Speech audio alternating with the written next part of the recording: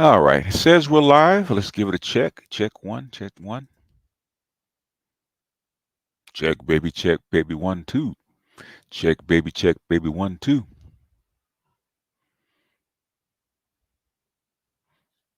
Okay, wait a minute. Try this again. Says I'm live. There I am. All right, there we are. Okay. If you can hear me, put a 1 in the chat and we'll get the ball rolling. Drop a like as you come in. That would be helpful. This is okay, people can hear me. Good. This is just a continuation of the brothers that are into the economics end, because the conversation was getting kind of deep and heavy, and the brothers was just getting wound up, and I had to cut it short. So I promised them that I would give them an opportunity to actually engage in the conversation more fully. I'm not I have a background in it, but I'm not anywhere near the expert that these brothers actually are. So I'm gonna kind of open it up and let these brothers come on and speak their piece, and that kind of chop it up with each other, because it's not so much who's right and who's wrong. It's not really a debate. It's a conversation. And just like when the programmers and the tech geeks get together and they get to rolling, I like to I like for them to actually chop it up and actually come together and exchange ideas. I think it's more interesting that way. Because one thing that you see me do, if I have experts, man, I shrink back. I draw back and let them talk, because they know what the hell they're talking about. I always respect the guy, whether he's a whether he's a garbage collector or even picks up cans and bottles on the street. A homeless guy is an expert at being on the street. Okay, he is. So I will listen to him if it's about being on the street, about being homeless and how he survives, because he has to do that every day. He's an expert. Same thing with guys that are into finance. Okay, if you're an accountant or you work for a firm or something like that, and you do this shit every day, I got to listen to you, because I don't. So I sit back just like you guys do, and I take notes, and take I take information from them, because they're on the inside. We know I can come up with theory. I can listen to the economists and read papers and read a Wall Street Journal. But the thing is, it's not the same thing as the guy that has to implement these ideas on the ground every day. So that's what this is about. Um, everybody, people are lining up, because it's something that happens like on financial channels, right? You get a couple people talking about trying to sell their goods, right? I want to sell stocks, sell crypto, talking about this, that, or the other. But thing is, you don't get real guys on the ground in an open forum just chopping it up and keeping it real. And that's the only thing I ask about my panels: keep it real, because I smell bullshit pretty quickly. And if it's bullshit, man, I'll call it out. But thing is, you keep it real and you're honest about it, whether you're right or wrong, I'll let it go. I'll let it go. If you keep it real, if you honestly believe something and actually back it up with your experience, I'll let it go.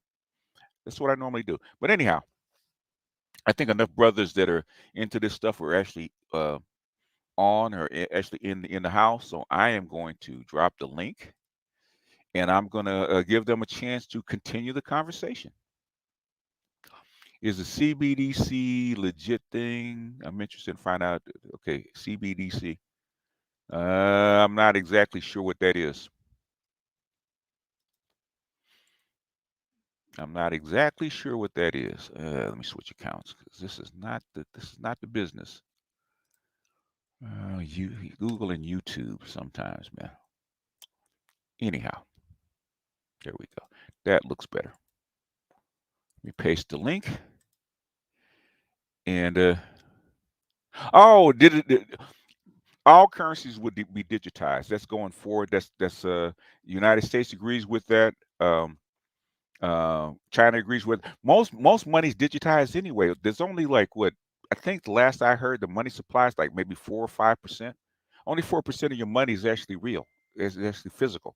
The rest is either debit cards or some kind of exchange. It's digital anyway. Okay.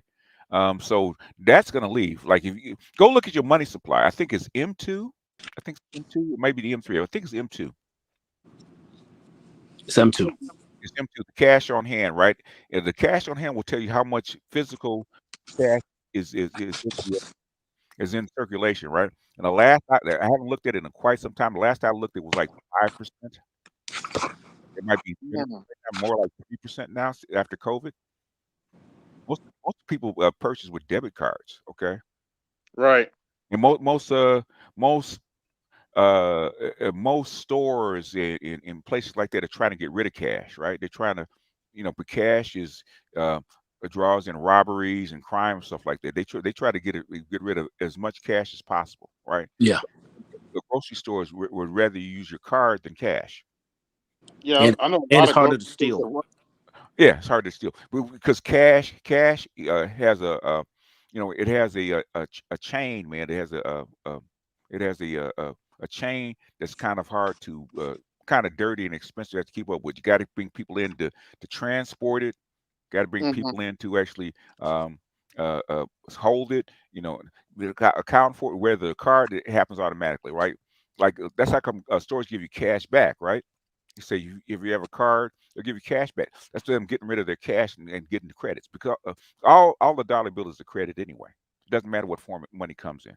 Yep. People are too tied to the form. One thing it will do why the governments want to get rid of it is because physical money is harder to track. Okay, it's almost impossible to track, right? Mhm. And So if we use tax. for any and tax, that's you ain't shit, Salty, but you're right. Yep. But that's so it's easy for them to have control over it. The thing is that they'd have got rid of it a long time ago, except most people actually are wedded to physical cash and physical dollars. Yeah. To convincing you to give it up is the hardest part.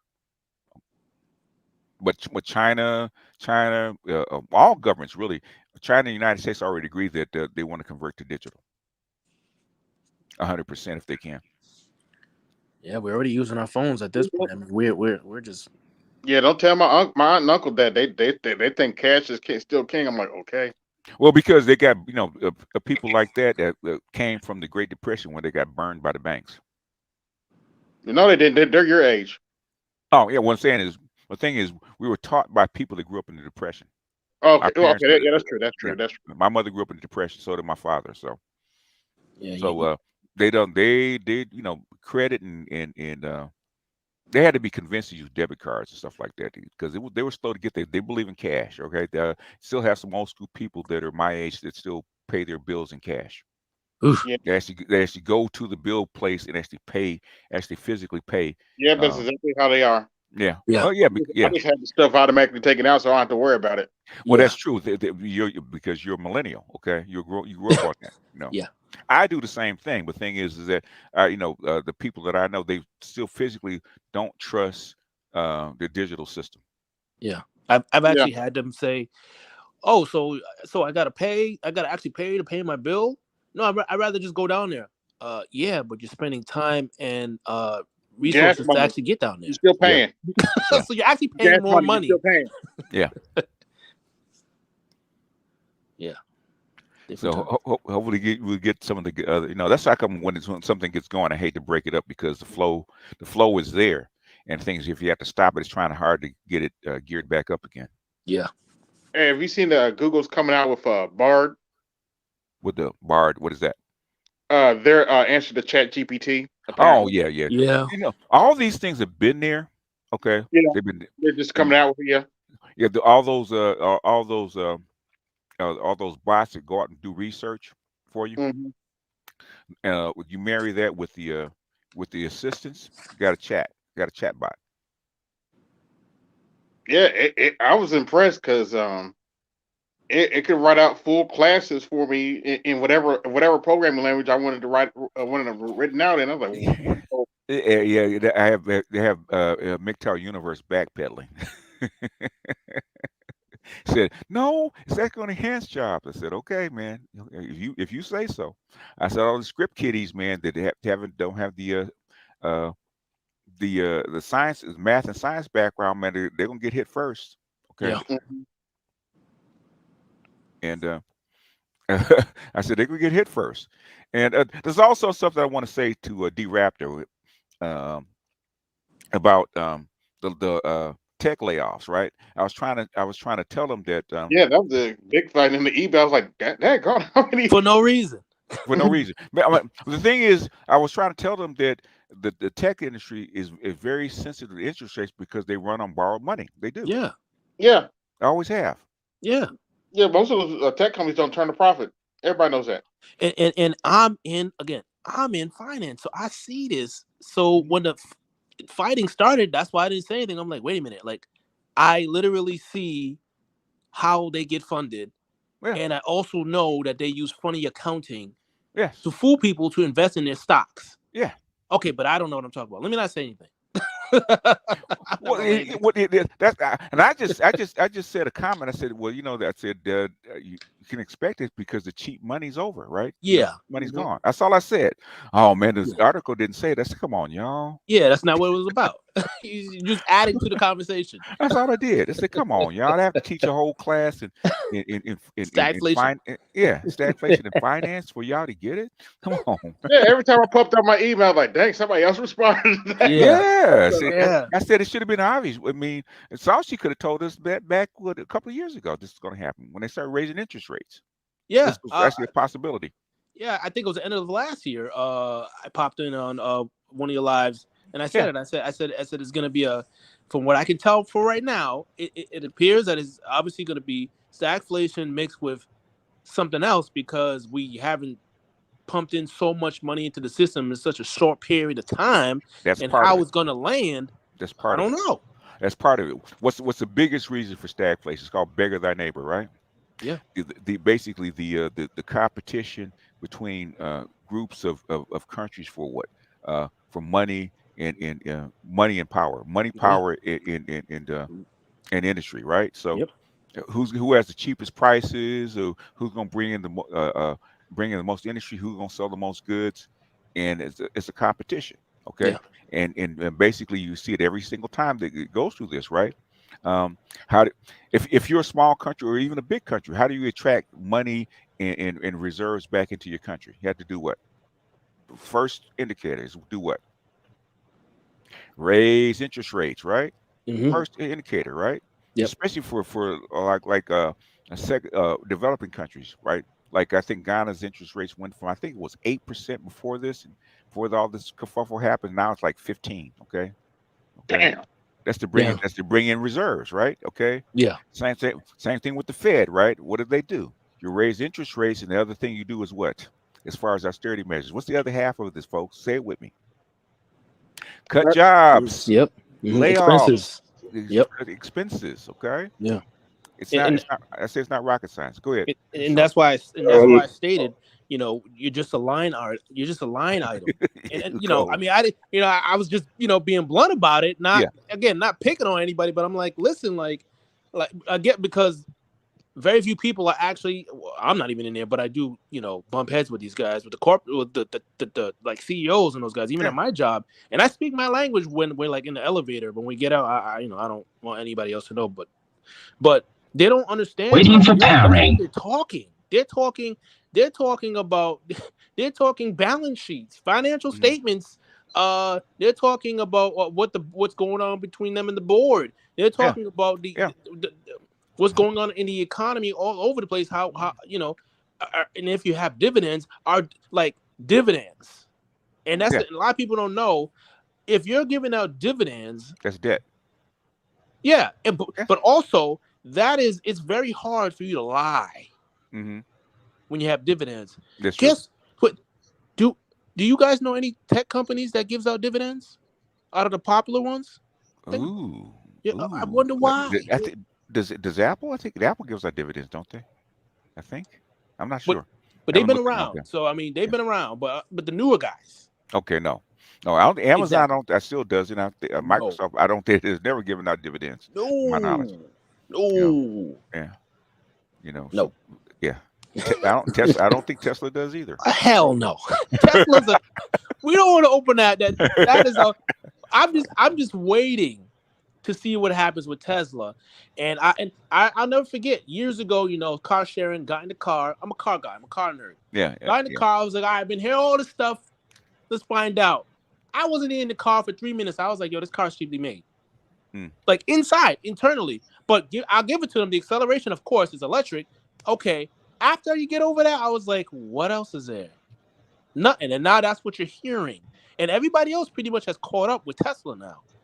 And even a few like the end of last year, I said, listen, and I put this on my Instagram. I said, listen, their stock is gonna go down roughly to about 120 and below.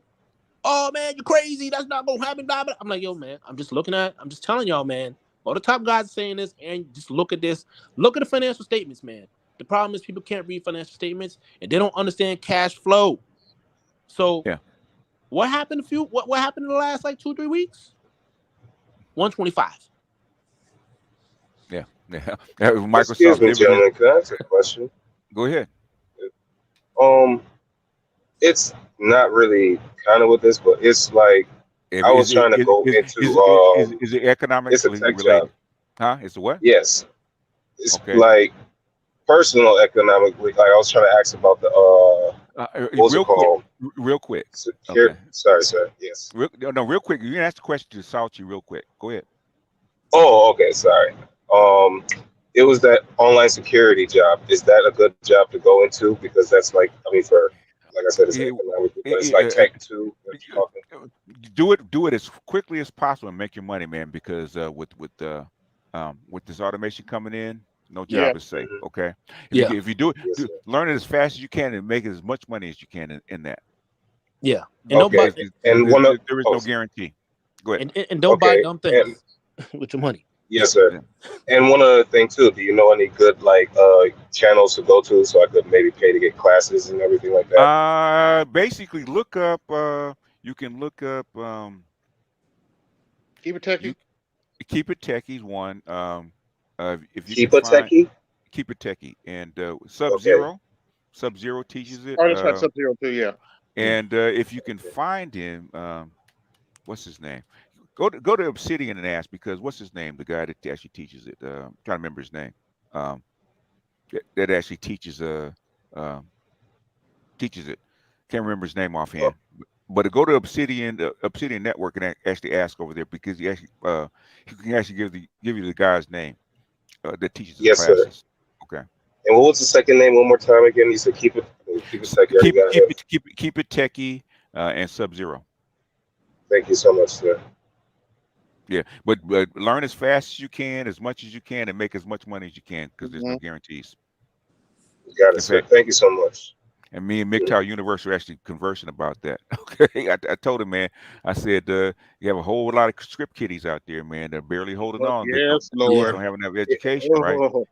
That's gonna come back I to was bite you in listening the to ass. that Yeah, conversation. yeah. yeah. And Oh, and Theo Wapp, that's his name. The Yeah, app. Okay, Theo thank you Wapp. so Yeah, much, sir. and, yeah. and, and, and a lot of guys don't realize that it's competitive. Like you hear it's competitive, but I like to It's tell people, competitive. I like to tell people, Man, we talking like the Olympics, we talking mhm. like professional sport type level. Like if you're not functioning like that, good luck. Like just good luck. Yes, sir. Yeah, I mean, my nephew, my oldest nephew, just turned 18 last May. His Hmm. friend, who's now a senior, he's still in high school. His friend's still in high school. His friend is making almost 100 grand in fucking high Dang. school. In high school, Yeah, Mm. high school. Yeah, it's that competitive out here. yeah, I see. yeah. It's gonna get worse because now you're competing against the machines. Yep. Yeah. Mm. And finally decided to release all this kind of stuff. They've been holding it back. Now they're going to actually release it. How many AI bots you've seen over the last 6 months? Five. Like after when I watched that one video when you were talking to the other tech guy trying to warn him about like the jobs about to disappear and stuff. Yeah, Now yeah, I just been seeing AI everywhere. I was like, oh damn, yeah, yeah. BGS was And right. Yeah. one thing is, I don't necessarily have to understand the industry, but I understand how these people work. I've been studying these people for like 40 years. I Hmm. understand how they work. Yeah, And now, have you seen like you said before, then you said like they're basically using us to learn. Yeah. Oh yeah, yeah, yeah. That's obvious. Yeah. yeah, Mhm. you see the BJS, you see the artists are furious over the tech they're using to generate images. they, Some of them artists are pissed. they have to suck it up, man. There ain't Yeah, shit they can do about it. Okay, Yeah. ain't shit they can do about it Mhm. because who makes the laws? It ain't them. nope. It ain't them. So wait, is it other people's art that they're using, or is it like a In other AI words, mixture? in other words, basically, okay, as long as you don't copy somebody's stuff, you can Directly, yeah. derive inspiration and ideas from somebody else's art. You can do Yeah. that. Was it, Yeah, that- They do we that in Mm. do music all the we do time, we do in movies, everywhere music, else. art, drawing, uh, basically books, story ideas. Yeah. It's actually Oh borrowed my! and derived from other people. It always is. You can even make a comic book off of this stuff. Then now yo, this just ended a lot of people's careers. Yeah, I mean they do. Everybody, all human beings borrow from one another. You know, Yeah. right. Mm, it is true. You know what this? You know what they say? Steal it, you be first. You know what I mean? That's the yeah, saying. yeah, yeah. Yeah. The thing that basically the people that are second and third make the money. That's the Yeah. originator never hardly ever Yeah. does. Yep. Mm. Being first, So, it's always the race to be second. Yeah. That's That's what exactly. they say in Yep. Hollywood. It's the race to be second. Yeah. Yep. so what do you guys think? What do you guys think is going to happen to like the rest of society then? Because I don't think everybody's going to be able to keep up. Are we going to go to some type of techno agrarian type stuff? No, it would be techno Marxism. Basically, go look at the World Economic Forum. They've had this plan for the last since 2013, right? Yep. UBI, Oh yeah. Yes. UBI and technology, right? Release the technology, allow you to use it, give you enough money to actually eat off of, Yeah. survive on. Mm. Yeah, Yeah. they've been saying it for the last for the last 10 years. Yeah. You And they just did. go to World Economic Forum and actually look up UBI, Yeah. Universal Basic Income. Go ahead, And start. and it just recently started Mm. marketing. You won't own anything again. Even though they took it down for the past few years, they did take it down. Yeah, Now yeah, yeah, they remarketing it. They're saying by 2013 you won't even own your car. yeah. Like, What, I don't what, like any of this stuff. it doesn't matter Yeah, whether you like it or yeah, not, man. It don't matter. just where we going? This is why I got a Toyota Camry. It's like I like this car. At least I can fix it up myself, replace things. It's just like at least it feels like it's my car. Okay. Like this whole new whatever iRobot shit is just like I'm not being Will Smith. In other words, what they really want, and this is especially if you live inside a city, right? Okay, really, how many hours a day do you really use your car for most people? Think about it. An hour, 2 hours max. Yeah, depending on traffic. That Yeah, is true. So in other words, say you on a shopping trip, right? You go to the store, go to the store, you drive 5 10 minutes to the store, you in the store for 45 minutes, right? Car sits there doing nothing, right? But mhm. uh, Mm. if you call a car, come pick you up, drop you off, the car goes do something, does pick up another person, right? You finish shopping, you call another car, it takes you home. yeah. That's what they want. But I don't. Well, like I'm saying, it's just like I don't trust it because the whole fact that like we're not gods, and I don't know what they're going. I mean, whoever running this technology or whatever could happen to it, that it could Well, go south. You don't like the It, remember like what's it called Yellowstone? That thing could blow up at any it, moment it, and like change it, things. a comet can hit the earth, right? You can't Exactly. I'm just you can't plan for that. The thing is, this is the way men have always done it. Okay, yeah. unless you want to go back to the rainforest, you can do that. Nobody's stopping you. Yeah, I mean that And No, in no, no. history, I'm serious. I'm serious. yeah, If you want to go back and get rid of all technology, go back to the rainforest. yeah. But the thing is, what a lot of people don't realize is that no species has ever like gone backwards in terms of energy consumption. None. Not us. Not lions. No, none. Like that is people don't again. So people don't read. Forget about understanding the basics of the technology. They don't even freaking read. Yeah. In other words, I always say this: mm. you want to actually look at this kind of work, right? Fuck your feelings, cupcake. Yeah, Stop, and most people Goddamn can't do right. that. stop putting your feelings into this. Yeah, I know, and like the more you're talking, the more like, damn, I'm talking like a stubborn old man. You can, the thing is, you're not gonna stop this, man. I keep telling people, you're Yeah, not gonna stop this. It, The thing is, they can't even slow this stuff down anymore. They tried to slow it down for 20 years. They can't even do that anymore. it's too Okay, late. it's mm, too late. So you have to buckle up your seatbelts and hang on, Yeah, and try to stay ahead of the wave. COVID exposed it to the common person. that is true. Yeah. So Because yeah, that's why I just got my passport back, and now I'm about to be like trying to travel across country, I mean, to different countries. Well, yeah, you can do that. Mm, what is it? What's his name? Randall Robinson said that to black men back in 2004. mm. Get out of here. I've been saying yeah, that for years. Get out of here. Black men yeah. should have left. Yeah, Black men should have left a long I time was ago. kind of stuck on trying to save this my own family from their own ignorance, but now even I'm realizing not I gotta get up and leave. impossible. Impossible. You'll Yeah, destroy I yourself. Yeah. I know, and that's what really Don't fall basically was like happening. that. I'm like, Don't dude, do I, it. You yeah, can't, you're lucky if you save yourself. Okay. Exactly. mm, Yeah. You just got to find people who are doing a similar thing, because change is pain. Okay, and the mm, first thing people want to do is avoid the pain, just naturally. So you mm, literally have to work to change, and this is why the vast majority of people will always be behind. I mean, it's not mm. even, forget about if they have the capacity. They just, it's just getting over themselves, getting over their feelings, and adapting You gotta have constantly. a And it's work. gotta have a plan too. You Yeah, gotta have a yeah, plan. Yeah. and Yeah. again, being adaptable. Yeah. You And have to be most people adaptable. won't do it. No. No, So and I want to, I want to say one thing about all of you guys in this Black Manosphere and everything Hmm. here is just I want to thank y'all because y'all were the ones that actually helped me like realize was like, like I see what's going on, but I have the words to put it, and I'm just trying to figure it out. What I'm like, but I know spiritually or whatever internally, I knew like there's nothing here. So what the hell am I supposed to do here? And you guys basically False made everything prophets clear to me and move on. And surrounded by false. Go dude, I'm ahead, gonna man. say one other thing. You guys made me realize too. I was raised and surrounded by like bitch ass niggas, like all together. Like What does that everybody was mean? run by women in my Damn. Oh, family, that is true. Yeah. Well, that's and that's it's part the of God's and, culture.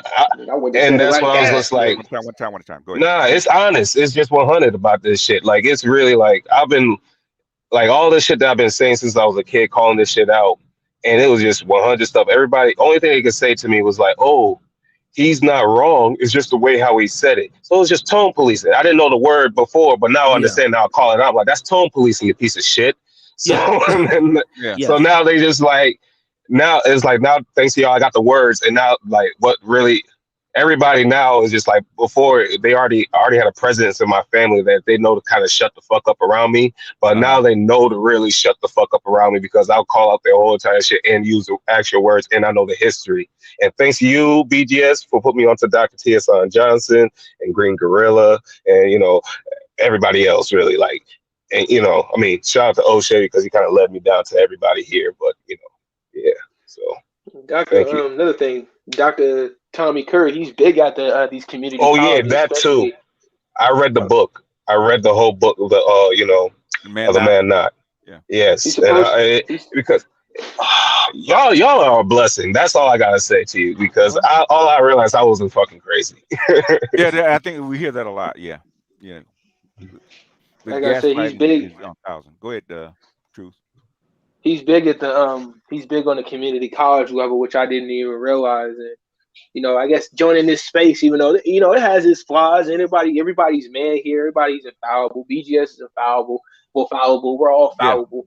But there's legitimate learning to be done here. That yeah. is really not out in the society. It's just a lot of sugarcoating, man. And Man, I didn't really let's Hmm. call it outright lying. It's not even sugarcoating. lying, Yeah, that's what it is lying, Exactly. now. Because lying. no, because the whole fact is like when you even call out the whole things that's going on to tell the truth, and you got the statistics and everything, they will still look you dead in the eye and say you're wrong. Yeah, Like motherfucker. Like oh god. that's a sign to smile, nod, and walk away. Yeah. Yeah, that's what I So, realized now. That's why I just got my passport in, and I'm just getting up my money and putting all these hours in to get up out of here and try to get me an online job. and I Yeah. had to, I've had to figure out, like, I had to recently, I've had mental situations, breakdowns and stuff. I've had to legitimately slow down and figure out, like, what am I doing school specifically for? Like, what is my objective in doing this? Instead of just sprinting and just going and just working and just doing whatever I possibly can. I've had to really, over the COVID and these, talking with you guys and, my mentors as well out in the world, like really align my goals. I really think a lot of our communities really gotten lost in the mill and at the bottom of the bucket. We just been tossed around, through those COVID years, that COVID experience, and we really lost time. I really feel like I'm still like out of high school almost. I feel like I'm developmentally stunted. And I felt that a lot of times in my life. I've been developmentally stunted. Just Just keep going. being, Because that's what we were set up to be as black men. We are no, look at the way how we all grew up. I'm a Jamaican St. Vincent mutt, right? But I was Okay. born here, and yeah, the way how it is, like the way how we were raised is basically like pseudo white kids and black skin, and it's like and growing up the way how they was is just like they wanted to cut off some of your like the roots or just like if you even go against what they're saying they'll beat you or Yeah. try to punish you and all this other stuff, and that's like it's different ways of stunting our growth like as black men in general, because I see how the women in the family get to do whatever basically, but the men, as soon as you get a little bit out of pocket, boom, that's your ass. Yeah, that's I've been trying to teach the structure of what I call the gynocracy or the black matriarchy, right? And how it's actually structured. And I keep getting a lot of pushback with this, even from older nationalist guys. It doesn't exist, but that's the problem. How do you actually identify it, and actually fix it if you Yeah. don't if you Mhm. claim that it doesn't Yeah. exist, They even they down to the financials? Go ahead, they, Salchi. they consider BGS a black woman hater, even Yeah, even though he's literally talking about policies, referencing book. I mean, but he's a black woman That's what hater. my mom says to Okay. me too. Yeah. Yeah. So again, that's because it's outside of their worldview, and again, they have to work yeah, mentally, Mm.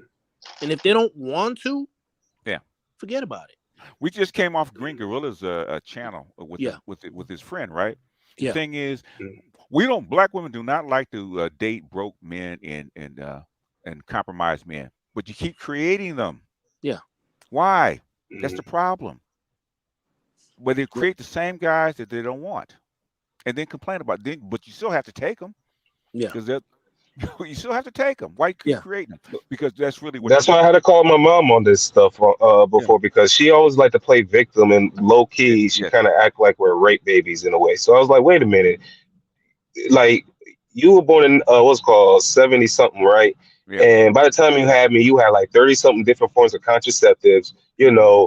a plan B, what's it called, and the abortion stuff. So you're telling me you were like, oh, it was forced upon you, and what way? Like, what are you talking about? Like, you clearly, no, it was on accident. That's what she wanted to say. I'm like, the math ain't math, honey.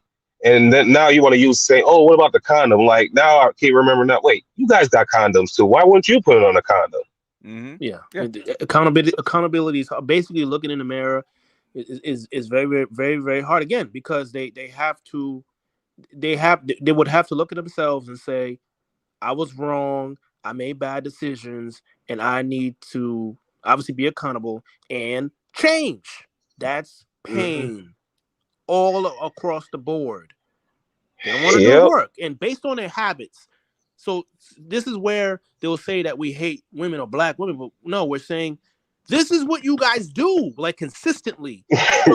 So being pragmatic, I have Mm. to look at that and then look at the results and say that's who the fuck you are. Yeah. Yep. I mean, come Exactly. on, And like that's what. And let me be one more. Let me say one more thing. It's just like my little brothers, because they've been like she went. My mom, she doubled down after me. I thought she stopped, but she doubled down on my brothers and stuff like that. And they kind of losing their minds. So now when I came back here, and one thing that's really pissing her off, because I basically like cut off all of her chance of manipulating them, with lies and shit. I told them the truth and what to actually say and how to like, and I gave them like put them onto other people's channels and stuff. And now she's even mad at me, trying to keep them away from me to a little degree, like to a certain degree, because Of course. like, oh, you just got him hating on, black women and me. It's like, lady, you're just mad because we're just telling the truth about yourself, and you Yeah. don't like the mirror in front of you. Yeah. And So and the sad thing is that, we're giving solutions and it doesn't matter.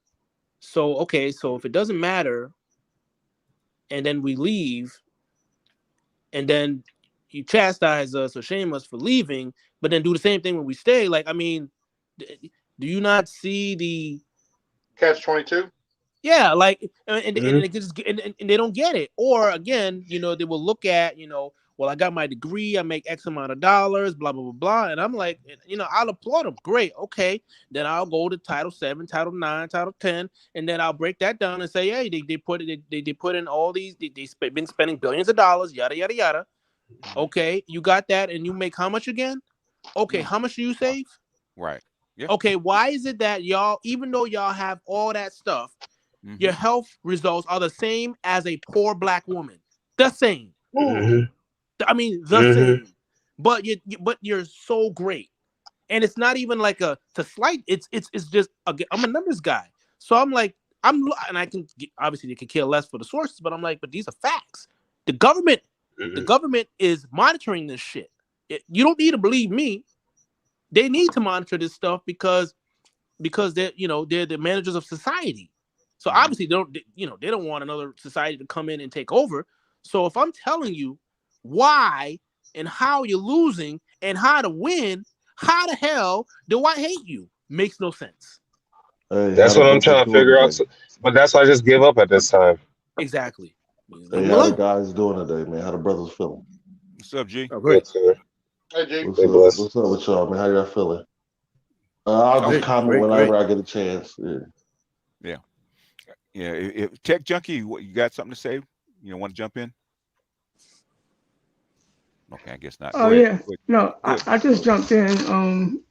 I'm a tech guy, of course, but Okay. I've been following this AI stuff, and I've been coding for almost 12, 15 years, and I've been watching a lot of what they've been saying Hmm. about how tech is going to change the world. I know they've been holding back on. They've been Going to change the world? Already has. It's Wait, already wait, wait, been wait, hold on, wait, wait a minute. Going to change the world?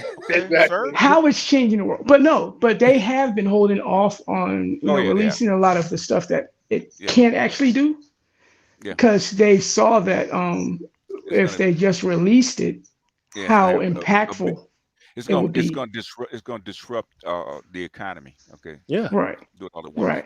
They've seen this And before. They've seen this before. yeah, They saw this in the 18th century. It's 18th, 19th century in northern Europe. yeah, but Yeah, but one this is thing, So, definitely different.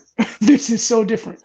now really what yeah, it is you really know, what it is our what I believe is that our culture, we don't even know. A lot of us don't even know what's going on. And the No. number one downfall is our parents do not want to pay for education. Right, As like Mhm, as I've been moving through this life and getting my life together, I've had to pay for my own education. Like as I hmm went, all the certificates, all the training, all the qualifications and licensing. As a young black boy, I never heard about none of that stuff. So and I'm just thinking in my head, like, okay, the truth is all the other cultures aren't really up on what's going on except us. Yeah. nah, not really. Okay, you'd be Well, yeah, surprised. No, they're not. not really, but No. the advanced cultures, like when I go to work, I work in a technical field. So, like Yeah, at first Aquatech, I you can come back was up if you want to. yeah, at You can. first I was a CDL driver, and then I noticed like, man, I might as well become the mechanic. The mechanic make more money than the driver. You Yeah, know it what I'm happens. saying? Yeah. And then it Hmm. was like, yeah. So it was like, okay, the money is actually in maintenance in the trucks instead of driving the truck. So that's what I'm shifting into now. And Yeah. that's what the whole economy is going to be. It's going to be about, can you operate a machine? Can you do CAD design, machine Yeah. operation, machine Yeah. repair, machine Hmm. learning? And it only took me 6-7 months to understand that because I actually was paying for my own education. Like I paid for my welding certificate. I paid for my heavy machine operators. I paid for my CDL. And as I paid for this stuff, I learned more and more about the industry. Yeah.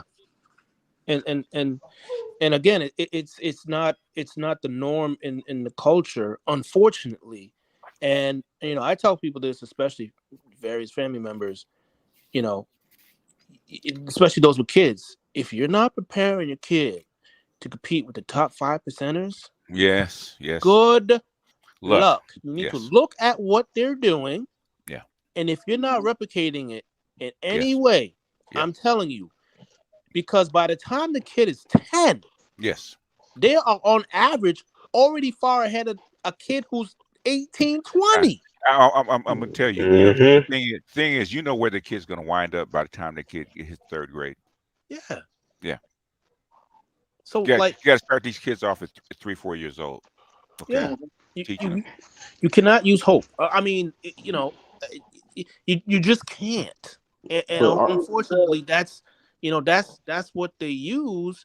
And again, I'm a numbers guy, so when I Hey, start hey. talking numbers, Mhm. when I say the shit freaks people, I mean when I really open up, it freaks people out because they have to look in the mirror and they're like, holy shit, even though I got this degree, I'm making this, I'm really not the person I thought I was or where I really was financially. Yeah. Let me answer this But question. dude, the black community in general is like they can't even read. Yeah, they are. Well, most of them can't. Let me ask you this question, right? Okay, Dusty Demon, 99% of most people have no fucking clue. Okay, all races, not Yeah. just us. 99%. Oh, okay. 99% have no clue. Misconception that it's just black folks for some It's reason. not. That It's black everybody people. else is just magically prepared. Yeah, just magically knows about this bullshit. No. Okay, 99% don't. Okay. No. it's really just the properly educated people. And I'm not talking about Yeah. degree. Like degree don't mean you necessarily educated, but I'm Yeah. talking about the people that was looking at like people like BGS and Dr. like Ab, people and artists that were actually looking at things like, okay, we're moving into a technocratic society. Like it's going to be a technology society no matter what we're going to do about it. We can't stop Yeah. it. It already They can't. exists. They can't stop it anymore. Yeah. Yeah. And, And what I and noticed what in I'm the Astro. black seeing, community, hold on. What I noticed in the black community is our community, like I said, we a gynocracy. Everything is geared toward making the bitches happy. That's why nobody's trying to be engineers or I mean, you got the small percentage of us who trying to go into those fields, but No support though. it's much more applauded to be a rapper or a singer or a Yeah. dancer or because everybody's trying to please the bitch or entertain the bitch. You got your camera on, Ed. You want your camera on?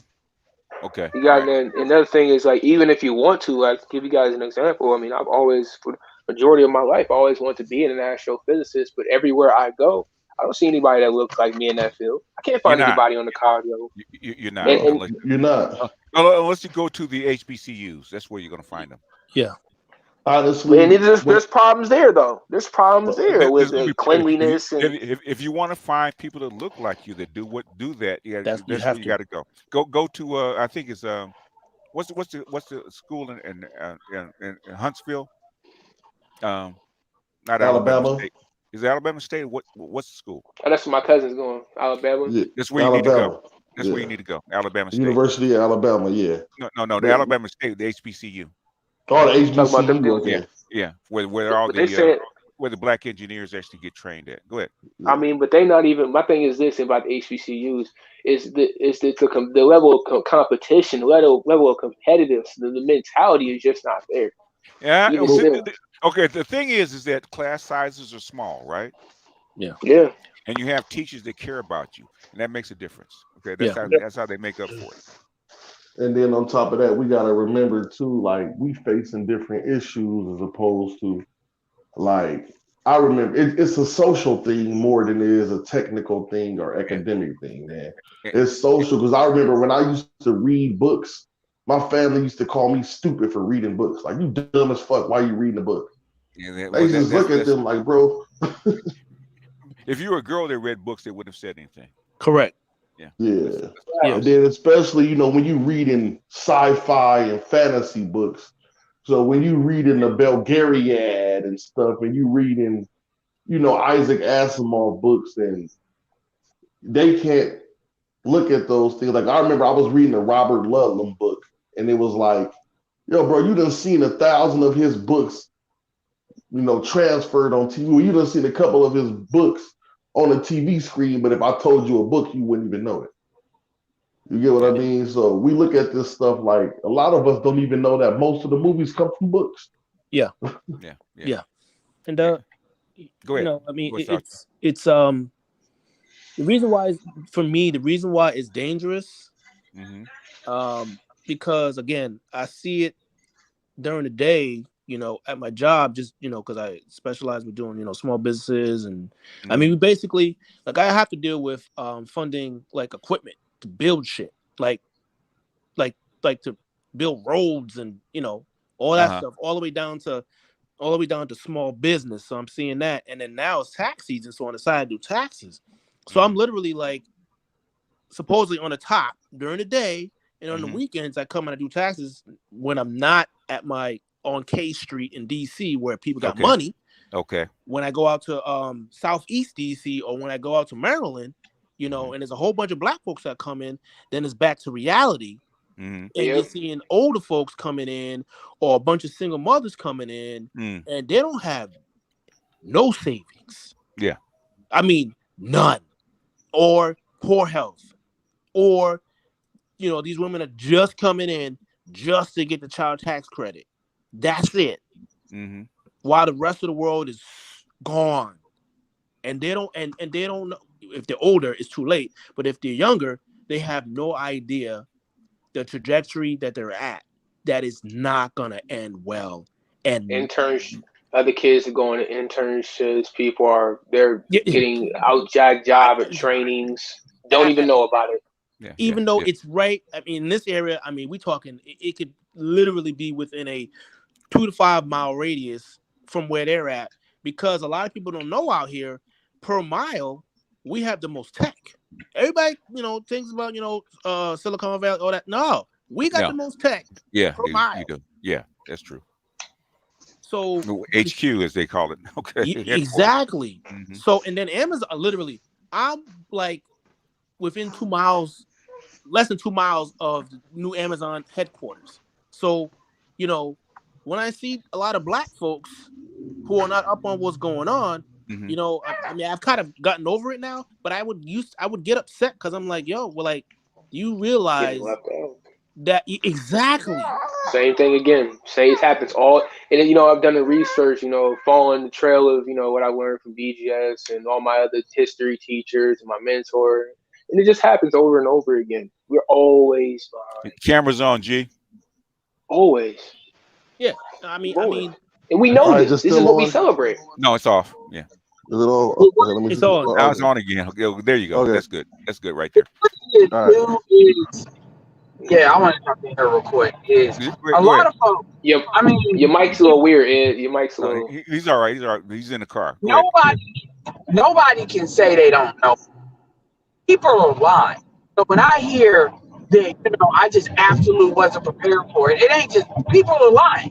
Like when you see like Afro Tech and all this stuff, it'll have you believe if you're in, depending on what type of clusters you're in, social media or even off of social media, like in school, they'll make it sound like black people are doing this, doing that. You just got to be in the elite, all of this, and then by the time you get there, you realize you see it and you see it, and they act like they ain't got no answers.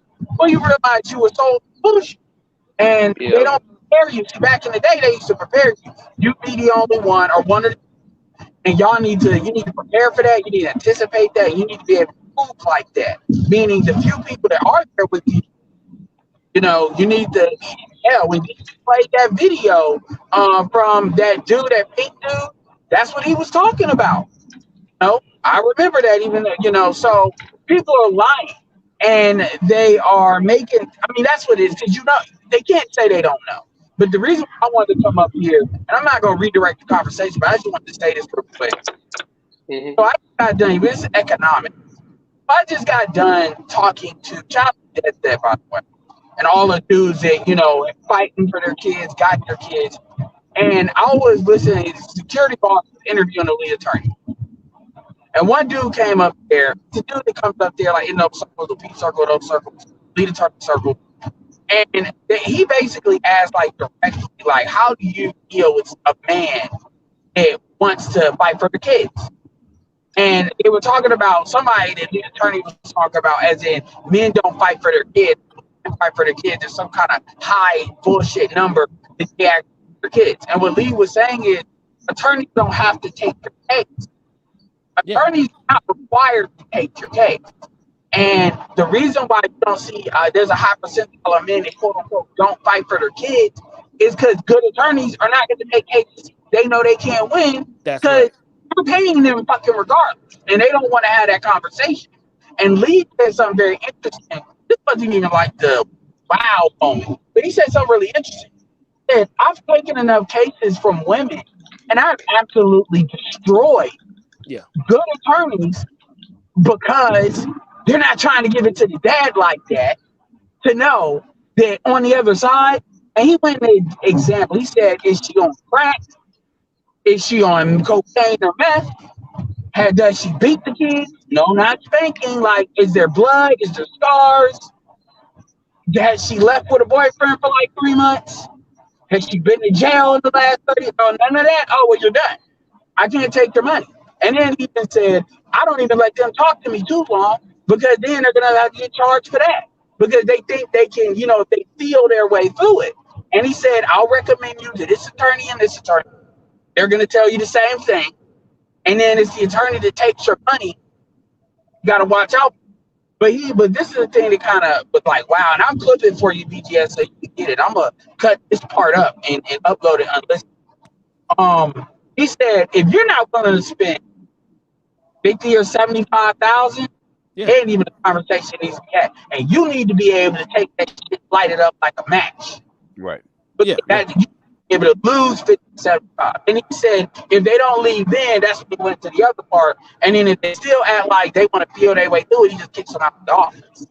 Yeah. Because the reason why you don't see a lot of these cases is because, again, they're not winning. And it goes back to BGS's 10 years doctrine, and I've listened to that, and I've listened to it from start to finish, but it didn't really hit until I saw the number count, like how much it cost, and then the way he was describing, I was like, wow, because then the 10 years doctrine and stuff, you know why that is from a legal standpoint.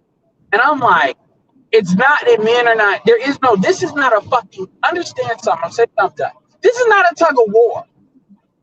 That's not what this is. This isn't you're a man and you just gotta pull hard enough and get those kids if you want it bad enough. It's not business, it's not marketing, this is not basketball where you just gotta do the rep practice on top of having talent. You're dealing with a very long established legal order that has said the women are getting the kids because that is best for the child. Unless that woman is absolutely unfit, meaning they got to be almost ready to put a kid in foster care, but the dude just happens to be there, you're going to lose unless you got some kind of political connections or you got like overwhelming money. And even then, you got to demonstrate you're willing to you're going to actually be there, not, oh, I got money so I can pay somebody to do it. And it just really clicked. It clicked, Bernard got his kids, what Dead Set is really going through. And what a lot of these guys are going through, and then when you hear how some of these women just say, just getting these marriages, and this is why motherfuckers are not having kids, because there's alternatives that if dudes get that emotionally connected to certain things and it's being taken away from them, that I won't speak on this platform, but there's going to be there is going to be a percentage of people that run that play. If I can't have it, nobody can play. And yeah, it's crazy, man, because that shit really clicked. I got to get that clip because it was like a 10, 15 minute clip. The retainer is $5 to $10 grand. Yeah, it is. Yeah. Okay, that's and people and that's understand. Just retainer. It's just, exactly. It's just the retainer to start, not to finish. That's the reason I got my damn passport. It's cheaper to do that. Guys, that's a deposit that you don't get back.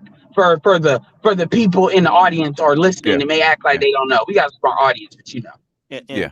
and again, people don't even know what the average person. Forget about black men or men. What the average person typically has, just saved, or even in their 401k. So even at a median between 25 years old to 34 years old, it's only $14,068. That's it. So Yeah. okay, we can go to older folks now. 45, 54. We're not even gonna go older. 61,530 median. On average, 179,200. So okay, you go through a child custody case. Let's say you got that kind of cash just sitting on the side. You're gonna burn easy, low end, 20, 30 grand. Yeah. Out of that took That's you the low. That's the low end. exactly. That took you how long to save? Whole life, There you your go. whole life. Does that make any And sense? and get You're this. talking about a fucking down payment on a house. Yeah. And basically Sometimes. we got a brother that's in this ministry is fighting for his kids right now in real time, right? It had a prenup and a post-up and document type and money, okay? And still hasn't seen his kids in like a year and a half. Yeah.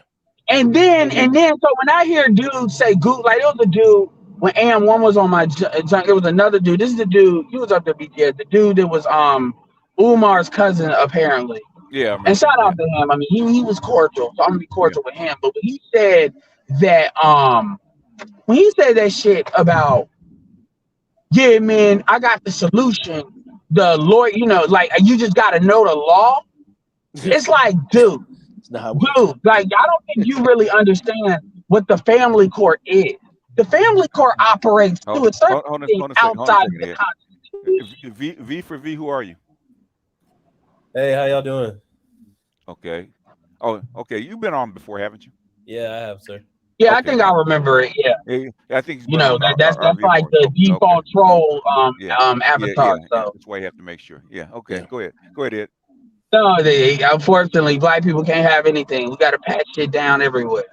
Hey, But niggas carry weapons, in the club, so it is what it is.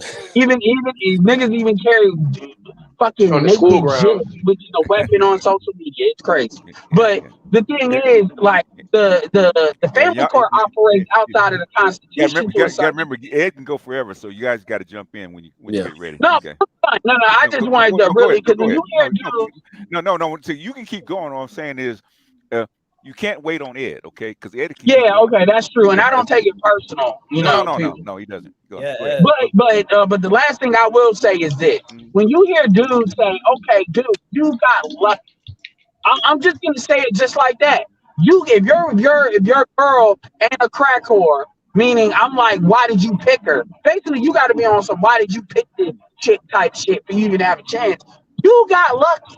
You need to be praising the Lord because that's you got to not know. Yeah, man. I taught myself the law while I was in jail and I was able to prove my case. Nigga, stop. You got got lucky. lucky. You got lucky. You Yeah. can I may give some of y'all niggas that bootstrap shit when it come to economics, but this you got lucky. Yeah. Hey, Ed, I just wanted to add in too. Y'all know I'm in the military. There's like a huge epidemic. It just happened about 3 weeks ago. A guy committing, knocking himself off basically. Okay. Yeah. Through divorces. Oh, that happens all the time. Yeah. I don't blame him. It's actually normal. It is an epidemic. Nobody knew what was going on. But Nobody it's increasing, is what he's saying. Yeah. Hey. Go ahead, V. So it's increasing. There's a guy who was going through a very nasty wife took his kids. Now keep in mind, this is you get in here, and most times the guy is the one who's making the majority of the money. If you're an officer making your major pay grade, you're making near $150,000 a year. Yeah. You got your wife who's not doing anything. You pop out 4 or 5 kids, 3 or 4. Oh my goodness. You're fucked. Yeah, they get fucked in child support probably more than anybody. My youngest brother's dad was in the Navy, and that's not no officer or nothing like that. But yeah, hey, that's easy work. That's military men are some of the biggest marks. Yeah. Yeah. All your pay is publicly is out there in the public Yep. and all your benefits. So I Yeah. mean, But who if you're pays? one of these predator type women, Yeah. you know what I mean? It's real easy. Hey, Salchi, all they have to do is go to the NCO club. They'll get gamed up real quick, okay? They get gamed Hey, real. Hey, hey, Yeah. Yo, hey, hey! My fiance worked for a aerospace company, right? Yeah. That Yep. had an NCO club on base, right? And she gave me all kinds of game on the military guys, man. You get gamed up real fast. And the Yeah. crazy thing is too, like so, like you'll see that a lot of the guys they'll say like just like you all said, they're a mark. A lot Mm-hmm. of dudes understand that, Mm-hmm. but then they think that they found the right one, and oh No, yeah, not the. She's the one. she's the one, she's the one. God. It's real she the sad. one. Yeah, she the one. All right, she Your the one they Hey, gonna financial take hey, from agent. hey, everything you got. hey! She's a Until financial. I call it, hey guys. I call it a financially transmitted disease. until you get deployed, okay?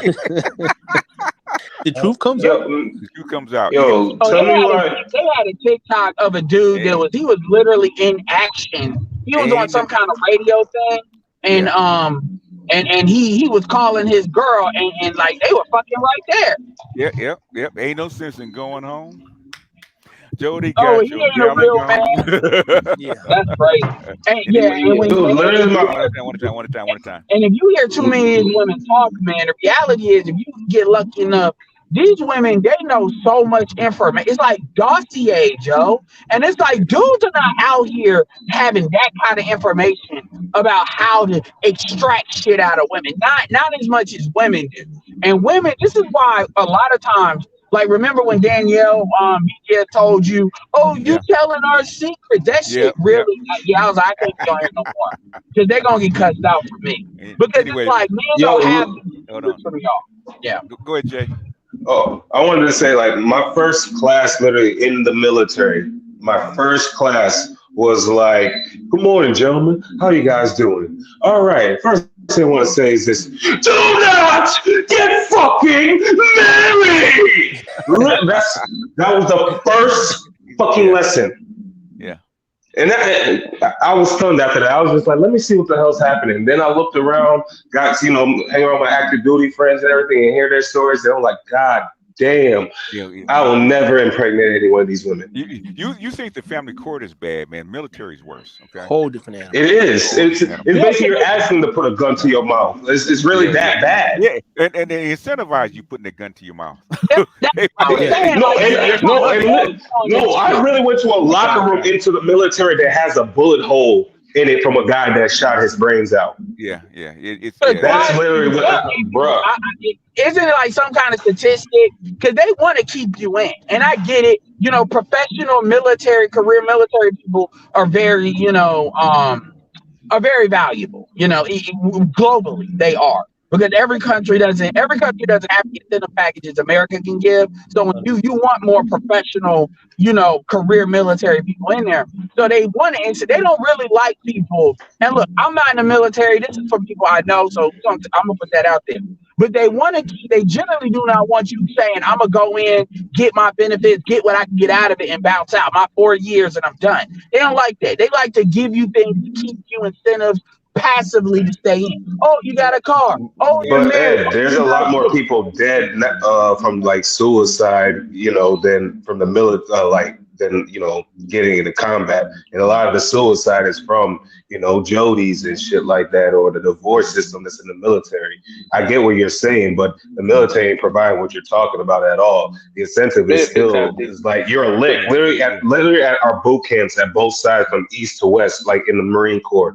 There's hoes and strip clubs, bitches everywhere that yeah, knows everything about that. Take yeah. niggas They've been to like. gamed up. I'm not joking. Dudes go in there to die, and it's not even just from war. Like literally, more people die in our training than actually in combat. So that's what I'm saying.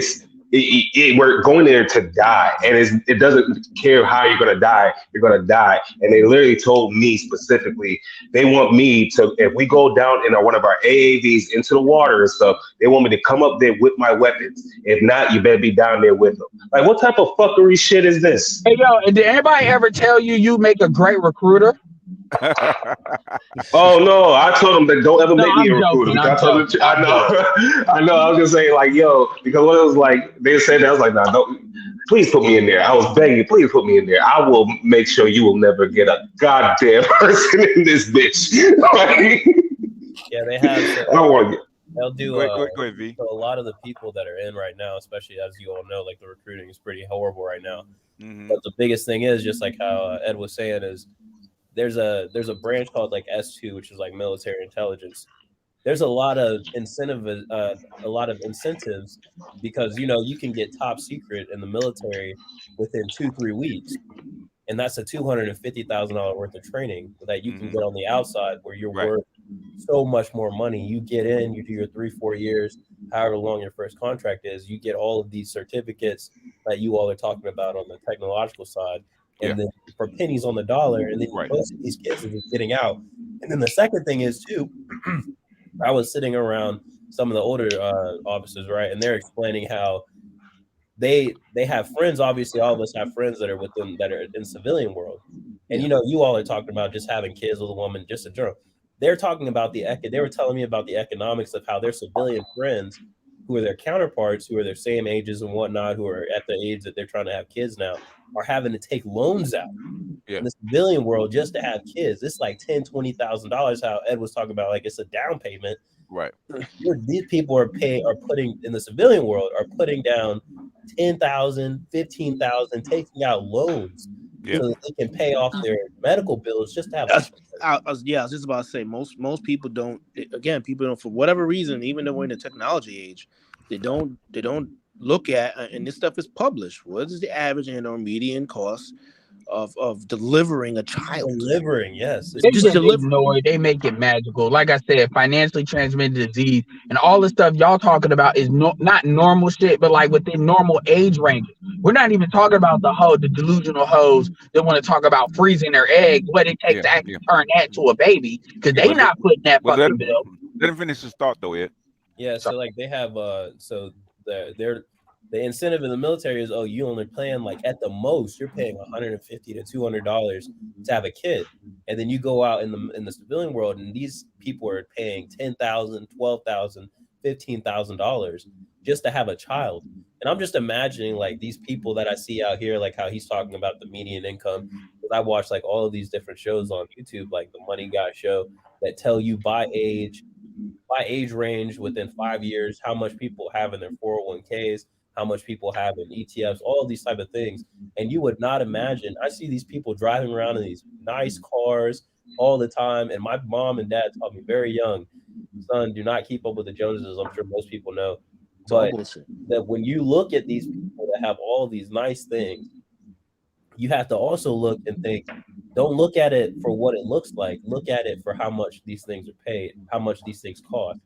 Because most of these people, you'll see them in super nice cars, then you go to see where they park their car at, and it's like, wait, what's going on here? Like, this is something ain't adding up. You driving a $90,000 car, $70,000 car, $60,000 car, and you living in the projects.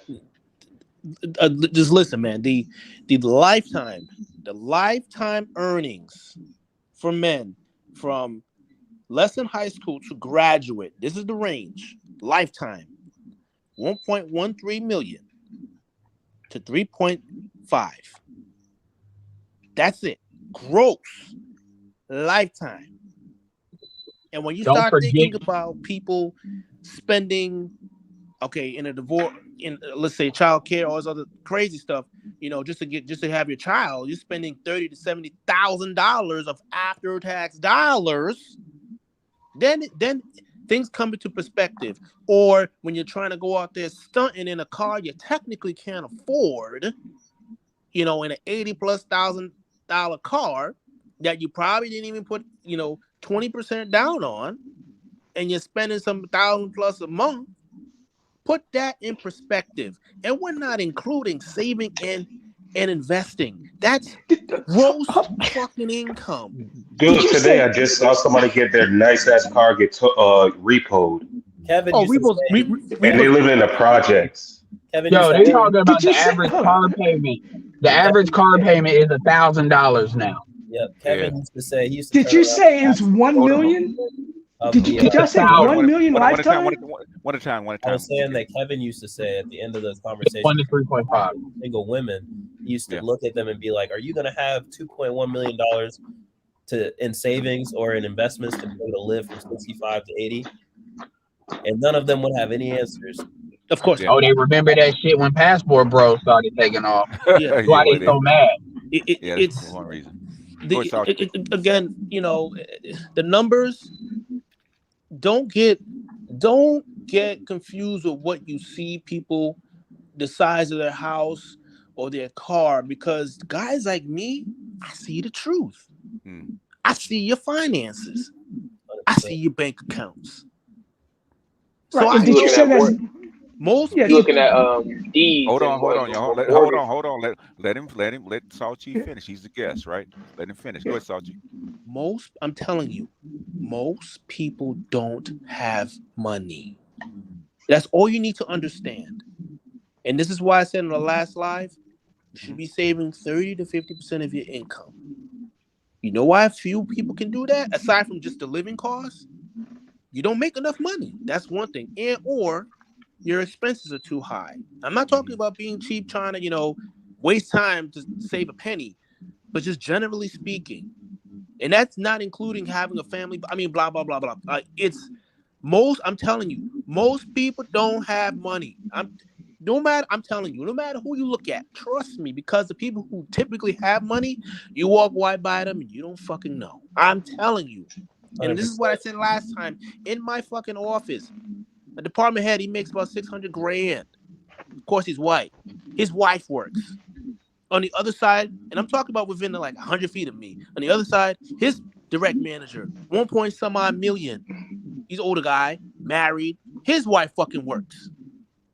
And if we go above, all the way up to 5 point something million, okay? You'd walk right by them and have no fucking idea. Yeah. That's what they make in a year. And I just told you what the typical man makes in a fucking lifetime. Gross income. You're Most not people don't have lying. The money. first job I had when I got out of college, I graduated on a Friday. I went in on a Monday to a brokerage firm before I transitioned to commission. The firm that I was working at, the lady who I worked for, she was the first female registered broker in the state that I lived in at the time. She was bringing in, and in her mid 50s, bringing in $1.8 million a year. Husband was a retired vet, ranger, hired as a full bird, is getting his paycheck, was sitting there chilling, had been retired for almost 15 years. But his wife was still working, bringing in that amount of money. Now, that was just one of the top three brokers there. The guy who owned the actual firm was bringing in almost quadruple that. Yeah. These guys wearing the same. This guy's wearing the same clothes, wearing shorts, messed up shirts. Wouldn't know he had a plane, 2 or 3 planes, had a hangar. But if you see him in public, That's until you right. see him at the event where Because you have to dress up for those type of things, you wouldn't know. I worked in that for a year, and I kind of backed out because it was obviously I was only, like you were saying, they're all white. I was the only That's black right. person in the whole building. And then it was starting to make me upset because I was like, there's no, even the clients that these people have, none of them are my color. I'm not saying that had anything to do with I don't want to, the paycheck wasn't good. Because it's harder for us. It's just harder because I was sitting there every day I come in here, I'm learning so much about money. This lady's allowed me to open up 4 mutual funds with her. I have ETFs now. I'm starting to put away like you said, the 20 to 30% every month after 10% ties and all that. But these people, there's nobody that looks like me that's coming in this building, regardless of if they're working here or not. There's nobody that's coming in this building that looks like me that they're sitting down with and talking about their portfolios. And I'm like, there's no way. And it was a year of that. And I was just like, I can't do it anymore because I can't relate to anyone. There's nobody that looks like me that's coming in here for their business. Yeah. It's just it's about network. A lot of people don't understand. Yes, you can have the degree. Yes, you can be the top 3. The X factor is your fucking network. Yeah. And the thing, BGS will tell you all this. One of the first things that I asked once I stopped running my mouth questions I actually asked, and this is going all the way back to 2016, was why can't black men work together? And I asked them this from a business standpoint because I had my ideas. Where I wasn't just talking about street dudes or anything like that. I was talking about actually guys, kind of like you all. Like why is it that we dudes don't start business together like Hispanics will do? Because they'll pull their money together in a variety of different ways, in order to like, shit like, oh, let's say you want to start a car dealership, and they're not necessarily gonna give Hispanics like a loan. So what they'll do is they'll use their mortgage or whatever they got to do, money they got, and then they'll get the revenue going a year. And then at this point, you go back to the bank. Okay, you got a business where the revenue is done a year. Okay, they're more likely to give you that loan. Okay, everybody's paid back. You got a business. The thing is, the answer I was giving was pretty much what amounted to culture. And that's pretty much what my entire channel has been. Yeah, a lot of times I say these bitches ain't shit. But when it comes down to the men, my whole channel foundation has been, we have a fucking culture problem. And it's not just, when I say the gynocracy, it's also how men approach certain things. And so when you look at, a lot of us are first generation, whether it's having some money, or our parents may have been the first generation, but these generational curses, these things with the kids that we just mentioned, it's the system. And when you understand that, because when you talk about you're upset, yeah, one part of it is they were giving you candy cake and Obama style rainbows and shit, talking about racism is over. But the other part of it too, which is internal to black people, and this is the men too. I hold the men a lot more responsible, because what happens 100%. is, and this is why people are like, I get angry, and a lot of people don't understand how much I hold back on them when it comes to them crying about what we do in this space, is when you tell somebody to stop talking, what you're essentially doing is you're trying to reset Babylon. Meaning, if a lot of things, if these things are not talked about, and shout out to Christian Hutchinson, who I wish was on this stream. I would trade me in for him. Shout out to Marty, because I've had conversations with people on the background, talk about demographics and stuff like that. They send me emails on this stuff. I need to start forwarding this shit to BTS. I'm talking demographical information. Dudes that own like 25, properties, and they're the small fry compared to their friends. They're the black guy. Yeah. Shout out to Yeah. Alonzo Hall as well. Yeah. And so I'm gonna say I'm done, almost done. What happens is they want you to shut up because it's not comfortable. So what happens is the next generation that comes up, they have to relearn this shit. Why? Because everybody keeps their mouth shut. So it's not like this information is like, how I view marriage was passed down to me by guys that were and are married. Black guys, 2 black women, not just niggas that just didn't want to get married. And it's saying be smart vet. So anyway, I'm done with that. But yeah, it's the culture. Anyway, let me tell you. I'll tell you guys 2 things. Break these numbers down so people understand. So because people don't understand money. They don't understand where they really are. Okay, so for you to be in the top 50, the top 50% of income earners, which there's only 100 and some odd million of us, roughly 118 full time. That's it, out of 330 plus million people in this country, right? So when you hit the 50% mark, which is when they actually start taxing your income, that's $42,184. Mm-hmm. That's it. You want to get in the top 10? Obviously, the number's going to change once they put those out. It'll probably come out in October, November this year. Mm-hmm. Top 10. These are national averages, obviously. Top 10, 152,320. That is 15,749,424 tax returns. That's it. I just want you guys to hear how fast these numbers drop. Okay. For you to get into the 1% nationally, 548,336, 1,574,942 tax returns. Mm-hmm. 0.1%, 2,614,565. Mm-hmm. 157,494 tax returns. 0.01%. 14,757,246. 15,749. 0.001%. The people who they actually say the rich that they're always projecting as the average rich person has, which not even close, as you can tell. That's only 1,575 tax returns at 77,008,517 plus dollars. Yeah. That's Yeah. fucking money. Yeah. That's power. That's not money. That's power. Exactly. So, in other words, even when you get up to the 1%, you're still Yeah. not rich. Yeah. And not comparatively, no. Not even It's sad fucking too. close. And I saw the comment about like the person saying, it's insane. I didn't want to work with people that didn't look like me. I think that it's not that so much.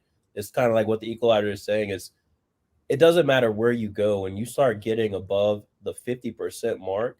Mm-hmm. There is just like how he's talking about the drop off of the amount of population within each of these tax brackets. Mm-hmm. There's a drop off of the people who will look like you at all.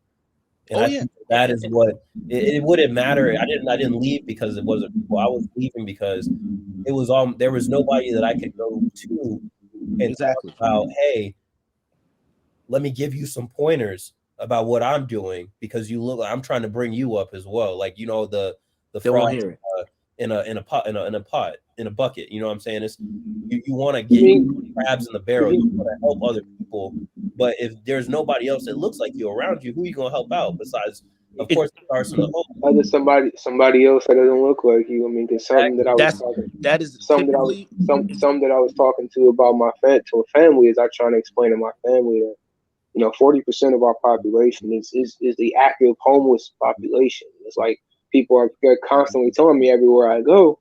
It seems, including my mom at times, like that's not a majority. Like that is a majority, and that is substantial. Like another thing is when you're talking about this, another systemic issue that I'm currently dealing with is the fact that a lot of this stuff you got to do on your own, man. Like your whole environment is not conducive in any kind of way to doing this. So it's like you got to figure it out. You like, what are you gonna do? And it's like there's really no conceivable way that you can have a fair opportunity to compete beyond putting yourself in a whole bunch of different environments, going through a whole bunch of different changes that other people and other demographics don't have to do. And the truth, Basically, isolating yourself from your the own truth on the family. God, that what I'm saying is too, like and when you meet these people, like how you're saying, the only way you're coming up is if you're able to listen to stuff like this, you're in spaces like this, right? If you're lucky enough to find this part of YouTube, or you are brought up by somebody else that explains these things to you at a not how you all were talking about, like where your kid's going by third grade. These are things that are happening. These people who become senators, these people who become millionaires, these trust fund kids, they're not people who, they just popped out. not by accident. They knew, because the hardest thing, as you all know, it's not. And this is what I learned from one of my friends who's his dad is, he's a urologist. He owns 4 practices where I'm from. He's third generation money, and he There explained it you go. in the way of generational. So he explained, like, your first generation, how Ed was saying, you're the first generation that comes in and you work hard. You're the hardest working one. You make it for the second generation, and they're the first ones who go to college. They're the first ones who are actually able to get into that over 70% tax bracket. And then they have their kids. The third generation is what's determining whether or not that money and the wealth that was handed down will continue. The third Exactly. generation of wealth is the generation generally is the Make a break. make or break for Yep. whether the wealth will be carried on to the families or to your grandchildren, your great grandchildren, all these things. So you shouldn't feel bad, Truth, that a lot of, like you were saying, 40% of the population there. And when you get to meet these people, and I'm only 27, when you get to meet these people, these older gentlemen who are in their 40s, their 50s, some of them have gotten so far gone from even understanding that reality of the people around them that it's almost like they don't even it's not even worth talking to them, Yeah, because they're in their own circle, for their own 20 bubble. to 30 plus years. Yeah. They don't know what it was like anymore. And especially depending on, that's why when I'm talking to people, you can tell what your mentality is as a person, your thought process on money, your thought process on family, your thought process on a lot of things is based on what generation that you find yourself in within the wealth building scheme. If you're first generation, you're normally the hardworking, put my nose down, I know I'm not going to make a lot of money in my lifetime. I may be at the low end of the gross at the end, but then if you're in the second generation, you're normally one who's educated. You don't have that much debt. Your parents were able to put you through college through their sacrifices. If you're the third generation, you're the make or break.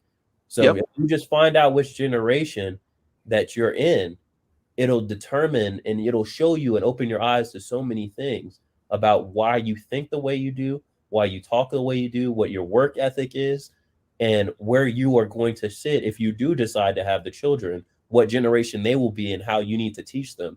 Because a lot of people talk about, hey, I'm going to do all this, and this, and this.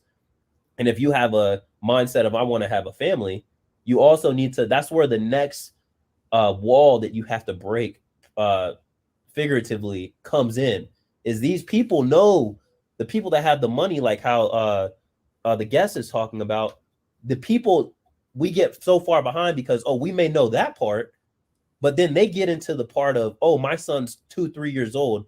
I need to make sure that he's put into this school. I need to make sure that he's put into this program, that my daughter needs to get put into this actual class. I need to make sure that they get into this university. That's whenever they start going onto a whole different layer of, I'm not just thinking about myself. I have to think, is my son going to be have the work ethic that I have? Is my daughter going to have the same thought process and making sure that they marry, regardless of how this man looks, into another family that also has money? That's all. And understand this: where I work, the CEO is a woman. Of course, she's a white woman. Total compensation over $5 million, right? Her son works there. Do you think he's in middle management? Hell fucking no. And he's in his 40s. Multiple six figures. So he's in upper with her. Well, no, because I mean, he's not a senior like executive, because she's the top of the pyramid, but he's the next layer down, and then there's middle management. But that's where he got a shot. But he got a shot. Oh yeah, he has. But my point is, that's in the fucking family. Yeah, you see what I'm saying? Yeah, hey guys, what's going on? That's one of the things I want to hop on and say, that this is about culture and it's also about class. Yes. So it's not just about, okay, like my son, right? My son is just like most Gen Zs. He's lazy, but I have created an environment for him not to be lazy, right? So, which is reciprocity. You do, I give, right? So as he's gotten older, it makes sense. Okay, the more I do, the more I can get. Yeah. Okay, cool. So if I do more of this, I get way more of that. Yes. But what if I take this risk? I don't know. You tell me. Right. So it's creating opportunities and an environment for him to essentially push him, but also where he can make mistakes and to think about why, pretty much activate his critical thinking skills, right? Why the gentleman was saying about older generations, right? Because the older generation is going to make you think on how to figure it out. Yep. Right. These new parents, millennial parents, lower millennial parents will do it for their kid, which is handicapping all of these kids. Right. So when you get to what my man was talking about in terms of her son working there, everybody goes, it ain't fair. It's kind of like a good old boy system. It's that way for a reason. Yes. Because if you get there, you're gonna do the same shit. Exactly. So when people argue by it, it's like, yeah, you arguing from the perspective of you ain't benefiting from it. But if you can be, if you could be on the other side of that, damn it, I'm doing the exact same shit, because that's the way the system's set up. And the entry into that is, again, the entry is the family.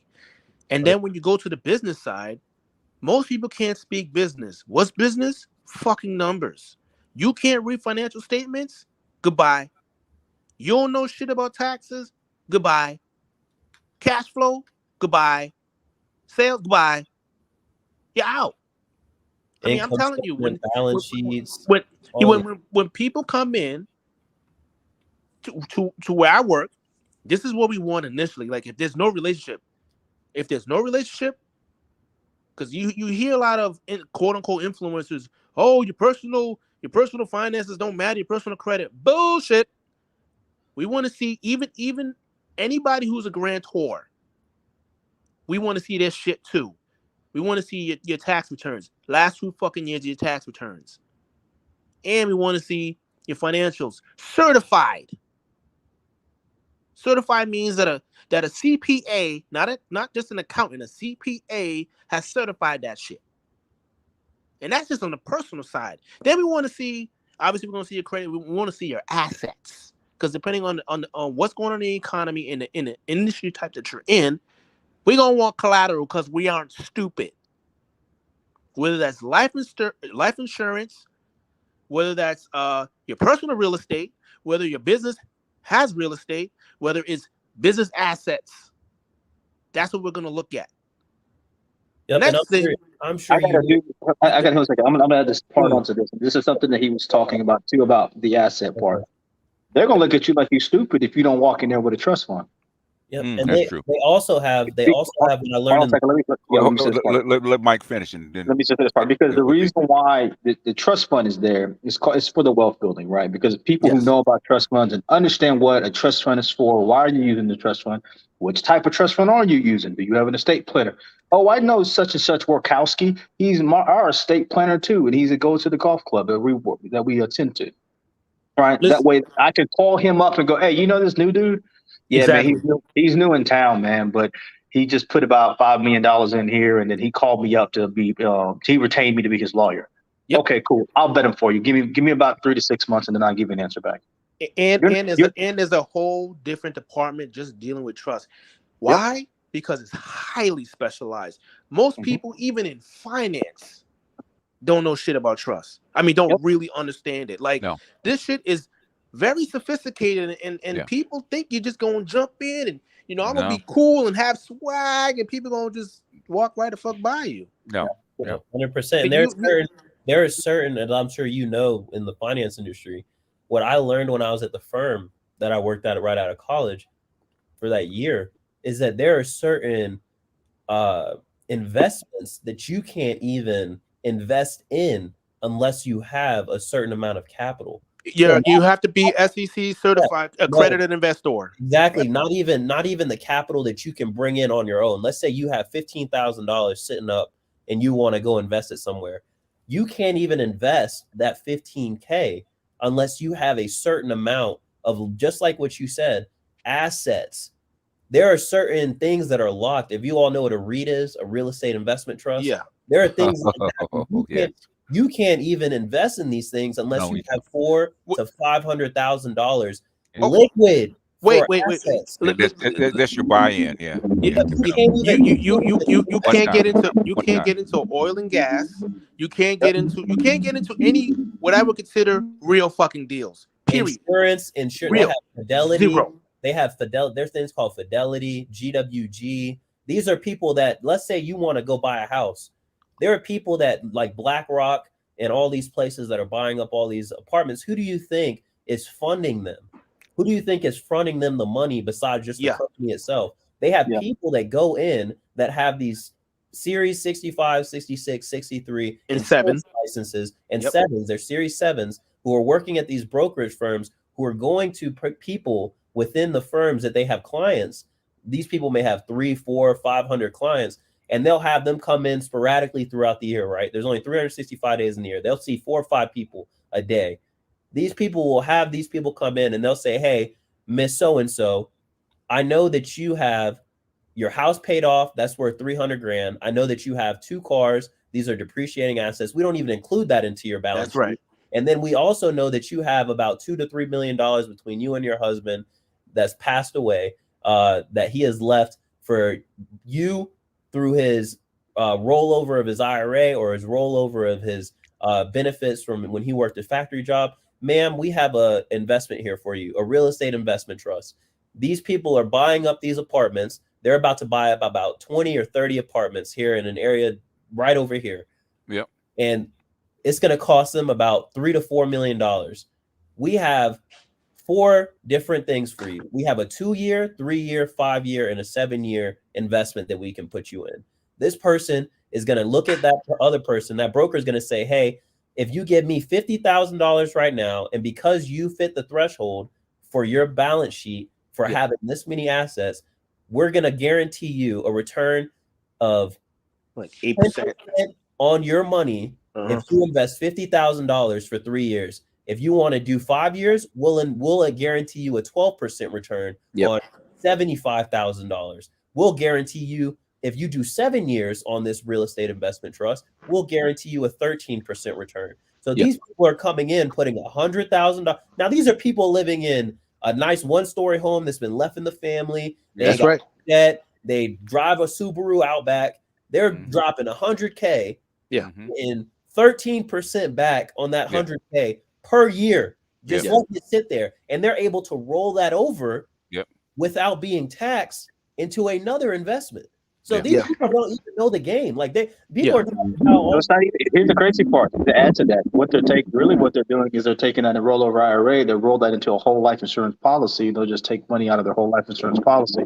And you do it all over again. They will never touch. They have a system Never touch set the up. capital. They will never touch the capital. So when you guys talk about, so when these people talk about, hey man, we need to do this, they're so fucking far ahead of you, you wouldn't even imagine. You're not in the room. You're not even in the room. Yeah, you're not even in the same galaxy system as them, bro. I'll be honest. Yeah. Exactly. And for you to even be an accredited investor, I mean, for me, well, based on SEC, I mean, there's multiple ways, but what I typically tell people, especially single person, $200,000 gross income, bare minimum, last previous 2 years, and you're on pace to do that this year. That is bare minimum. Now, if we're talking about like an LLC or corporation, $5 million. Okay? You understand? And what did I say about maybe 15, 30 minutes ago? Most people don't have fucking money. Hey, another thing is, like you guys were saying, it's like, and my bad, I don't mean to echo on the platform, but yes, I think it's just It's okay. Like just unmute when you're getting ready to talk, and mute when you're not. Okay. okay. Yeah, it's just like, my generation, I think, especially for the black population, specific black demographic, we're labeled and categorized as lazy at times, and it is, I think, to a degree that is very significant. But especially, if I can definitely speak for the community college experience, it's more like we're more defeated because we go out in the world, we go to these different internships, and we're just behind. We're, like you guys are saying, we're woefully unprepared. And like me personally, like I got the smarts. Like I'm not afraid of these trust fund kids and her kids' intelligence. I'm afraid of y'all that opportunity, man. That's why when you hear somebody like Mike, like Salchi, like V, you need to get their like contact information and actually get gamed up, man. That's why they're here. Yeah, because I have a question. when you hear about this, let me just try my fault because when you hear about this, who's first? I just want to go off what he just said. Go ahead, V. What they're saying is too about now. Keep in mind all the stuff I just said. What the guest said and what the guy below me also said on the left is that these people will then roll this stuff over, right? They'll roll this stuff over into an annuity. They'll roll it over into a Fidelity insurance account. And they will be able to, now this is life insurance. Now you see people that have like $2-3 million life insurance policies. Most people don't even have life insurance. I would love to know the numbers and percentages of people in America that don't even have life insurance policies in general. But then they do it, they one up it even further. Well, they'll take the insurance and they'll get a stipend from it monthly. So keep in mind, these people have made 13% on their money for 7 years. 5 years, they made 12. 3 years, they made 11. This, if that on the low end, if they're throwing 100,000 in, they're bringing in, let's say 110 times 3. They done made $30,000 just sitting here. That's somebody's annual salary. Yeah, and I think this 500. Let's say they put 500K in. They got even more. They'll roll that over into an annuity, and instead of taking the savings that they had, their retirement, touching any of that, they'll forego all of it, and they'll get a stipend from their life insurance policy monthly. They'll say, hey, I would like to get $6,000 a month from this annuity. I would like to get $6,000 a month from this life insurance policy. Once the catch though is, let's say they put 500,000 or $1 million or $2 million that this life insurance policy is worth. If they die tomorrow, that insurance policy and those funds go to the insurance company, but they're betting that they're going to live at least another 10, 15 years, making $6,000 a month, not touching their house. Their mortgage is already paid off, not touching their retirement funds. and they just sit Yeah, there and they just make $6,000 a month. yeah, yeah. Nothing. Not contribution. And I think there's something that's not being explained here. Like, we most people think of life insurance like like your regular life insurance that you get, the stuff Yeah. that they usually advertise. What's not being explained is what an IUL is, a universal life insurance. I have people coming at me who try to get me into some universal life insurances, and I know a good enough about it, but I am not that sure about which type and who to trust to get one and that stuff. So that I think needs to be explained. Like there's a difference between life insurance and life insurance. Yep. Yeah. So there's a Yeah, thing. but the whole point about the life insurance, I mean, I'll break it down just a tad bit because it's too much of a rabbit hole to go down into. Yeah. It's you're just gonna have to do a deep dive on the history of it. I mean, not history, but figuring out what you want because it's pretty much what do you want to do, right? So, let's say I have $100,000. Let's say my parents die and they give me $50,000 to $100,000, right? So I'll give you an idea of what I would do and say I'm 20 years old, right? Or let's say I get in a car accident and I get $50,000 off of, or $80,000 off a car accident. Right? What I would do is go put that $80,000 in a whole life insurance policy. Yep. I'd make payments on that every single month. Right. Then what I would do is take a loan out of that whole life insurance policy, right? Because it's my money. As long as I make the payments, it's my money, right? I would take part of that money and go get me a lawyer to make me a trust fund. I would make a trust fund and then I would put that whole life insurance policy into that trust fund, right? But you're going to need two people that you can trust that will help you. I forgot what they call it, administrate it pretty much, right? And then what you can do is with that loan amount, you can take that loan that you initially had, right? And you can go buy properties. You can take a property, but if you buy a piece of property or buy a piece of investment, you can take that and go put that right into the trust fund, right? The whole point is to put everything that you have in your trust fund and you own absolutely nothing, right? That let's say Ben Smith owns nothing and then everything's in my trust fund, right? Personally, I own nothing personally. Follow me? Everything's in that trust fund. You follow me? So once everything's in that trust fund, when Uncle Sam comes and looks at me, here's a great example, right? Let's say you're reckless with your seed out here. And your ass is named Rick Ross, and your ass owns 15 wing stops and some other businesses. Well, guess what? All of those are in a trust fund. So when he got child support and they looked at him, they go, I only make this amount of money. It's even deeper than that because once you start getting assets, if you don't protect them, anything that happens, or if your spouse does something stupid, or if your kid does something stupid, they get into an accident. The first thing the attorneys are going to look at, they're going on the state websites. They're going to go see if you own anything. That's the first thing they're going to fucking do. Look at Michael Irvin. The incident just happened with him. I mean, this bitch had from a 30 to 40-second conversation thought she was got a lick. Yeah. It's because people know you got money. People wonder why. There's a difference when people get money, and that's new money, and there's people who are wealthy and they never show it. There's a difference in the two. They know if they accidentally do something to you, they are at a liability. Like them walking out of a house is a liability. Because someone always think about it like this. Patrice O'Neill used to always say it like this. Think about having $10,000 in your pocket, but you walking down in Mexico, and everybody knows you got $10,000 in your pocket. Yeah. Eventually, someone's going to try. And eventually, if they don't act successful, guess what? They're going to try the next day, the next day, the next day, and the next day. They follow me? So, But that's what I would say. But it all depends on what you're trying to do. That's what I would do if I was 20 years old. I came up on some money of 30 to, let's say, $100,000. I would go put in a whole life insurance policy. I would go get me a trust fund attorney. It's about $2,500 for a trust fund to make one. I would go start my LLC, correct? I will put everything back into that trust fund, and then I would just cycle that money over and over and over and over. But how would you leverage up your assets? Because when you put it into a trust fund, you're leveraging up your assets because let's say collateral. You're using as collateral, right? Yeah. They're gonna appraise what it is, depending on what type of asset it is. Then that's gonna be a basis cost. That's what that's what they're gonna do, and then they're gonna monitor that shit either monthly or quarterly, depending on if it's stocks. They're definitely gonna be doing that shit quarterly to make sure it doesn't go below a certain threshold, and this is Yeah. when legal comes in, and you got to write up. Well, they're gonna write up some legal paper. You got to sign all this other shit. That's the first thing. So this is why I tell guys, you need to make a lot of money so you can cover your expenses and save and invest all of the rest. Yes, because Forget about buying dumb shit. Like, for real. I'm not saying be out here and look like a hobo. I'm saying, like, for real.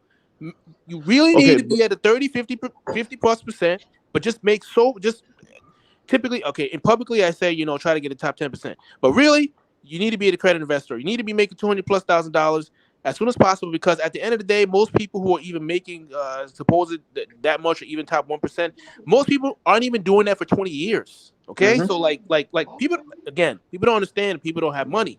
Most people aren't even doing that for 20 fucking years in their life. Period, consistently. So even if you do that for 5 years, even if you do that for 10 years, think about it. You're saving 30 to 50%. You already have more money, capital. Forget about anything else than 90% of people. Yeah, here's the best thing. In 40 fucking years. You did Here's it the in best 5 part to of 10. Here's the best part of what he's really trying to say to you guys. When you do these processes like this, these systems prevent you from running through your money. Correct. That's why everybody's wondering why rich people, would you like Dave Ramsey say dumb shit like, well, you got to be emotionally sound. Shut the fuck up, bro. It's bullshit. It's bullshit. You have a system in place that stops you and questions you every time you want money to come out. Yeah. It doesn't say shit to you when you put money in, but every time you want to take money out, three people are going to contact you. Go, why do you need money? What is this money being pulled out for? Right? You got people from who's going to be one of your trustees over your trust fund. One or two of those people, right? Your bank's going to be asking you, why are you pulling money out? These are opportunities for you to think, is this something really serious that you need money for? If it's not, most times they say stop. Yeah. I don't need the money. Hey, man, you're going to get the money in 6 months. Normally what they'll do is they'll call up the facility. Hey, look, this thing happened. I'm going to get this in 8 months. You can reach out to this, my lawyer. You can reach out to this firm. I'm banking with them. I have the assets. Can I just pay it off in 8 months? Well, guess what happens? They go, yeah, that's fine. Big facts. And the thing is, too, like you were just saying, they have checks and balances for these people who want to take this money out. The biggest check that they have on these people that have this amount of money that the equalizer is talking about is the tax implications that are had once you decide to move this money. The most that you will ever learn in the finance industry, no matter what type of branch you're in, no matter what type of field you're in, is in death. If you sit through whenever a breadwinner of a family passes away and they have all of this money in all of these different assets, whether it's a trust, whether it's a 529 plan for their kids, whether it's IRAs, whether it's a Fidelity insurance policy, whether it's a real estate investment trust, these people have checks and balances for how is this money going to be moved without with the lowest penalty to the family. The government wants your money, just like how the equalizer will say. That I don't know if it went over some people's heads, is that they will go to the courts. The local magistrate or the local judge in your county of wherever your residence is whenever you die, has every single financial asset that is under your name. When you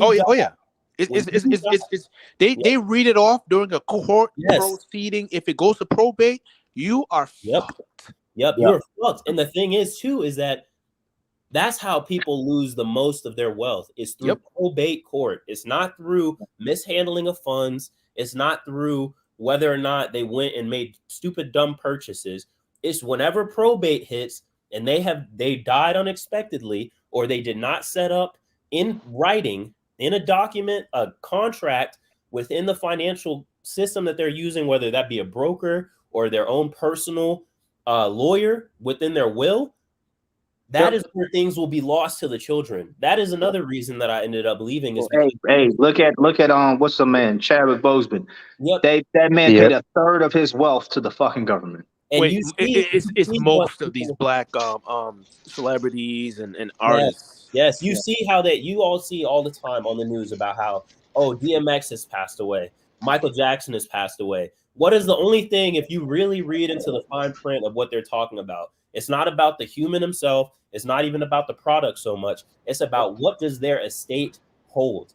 Their estate is passed down to somebody. Somebody is written on those dotted lines. It's about an 8 to 9 page piece of paper where they have the broker sign, they have a lawyer sign, and they have the children or close relative that will sign upon death of this person that will have this money passed down to them. That is where So most loss is within this probate court. one of Okay. you gentlemen mentioned the absolute positively most important thing, which is at the end of the day having that trust. Yep. Whether that be an irrevocable trust or a general trust, what have you. The trust is definitely going to be the most important document into avoiding estate shrinkage, which is like the Chadwick Boseman situation. He died without a will or a trust, meaning he died intestate, meaning that the state is going to take at least a third of your stuff to decide who gets what.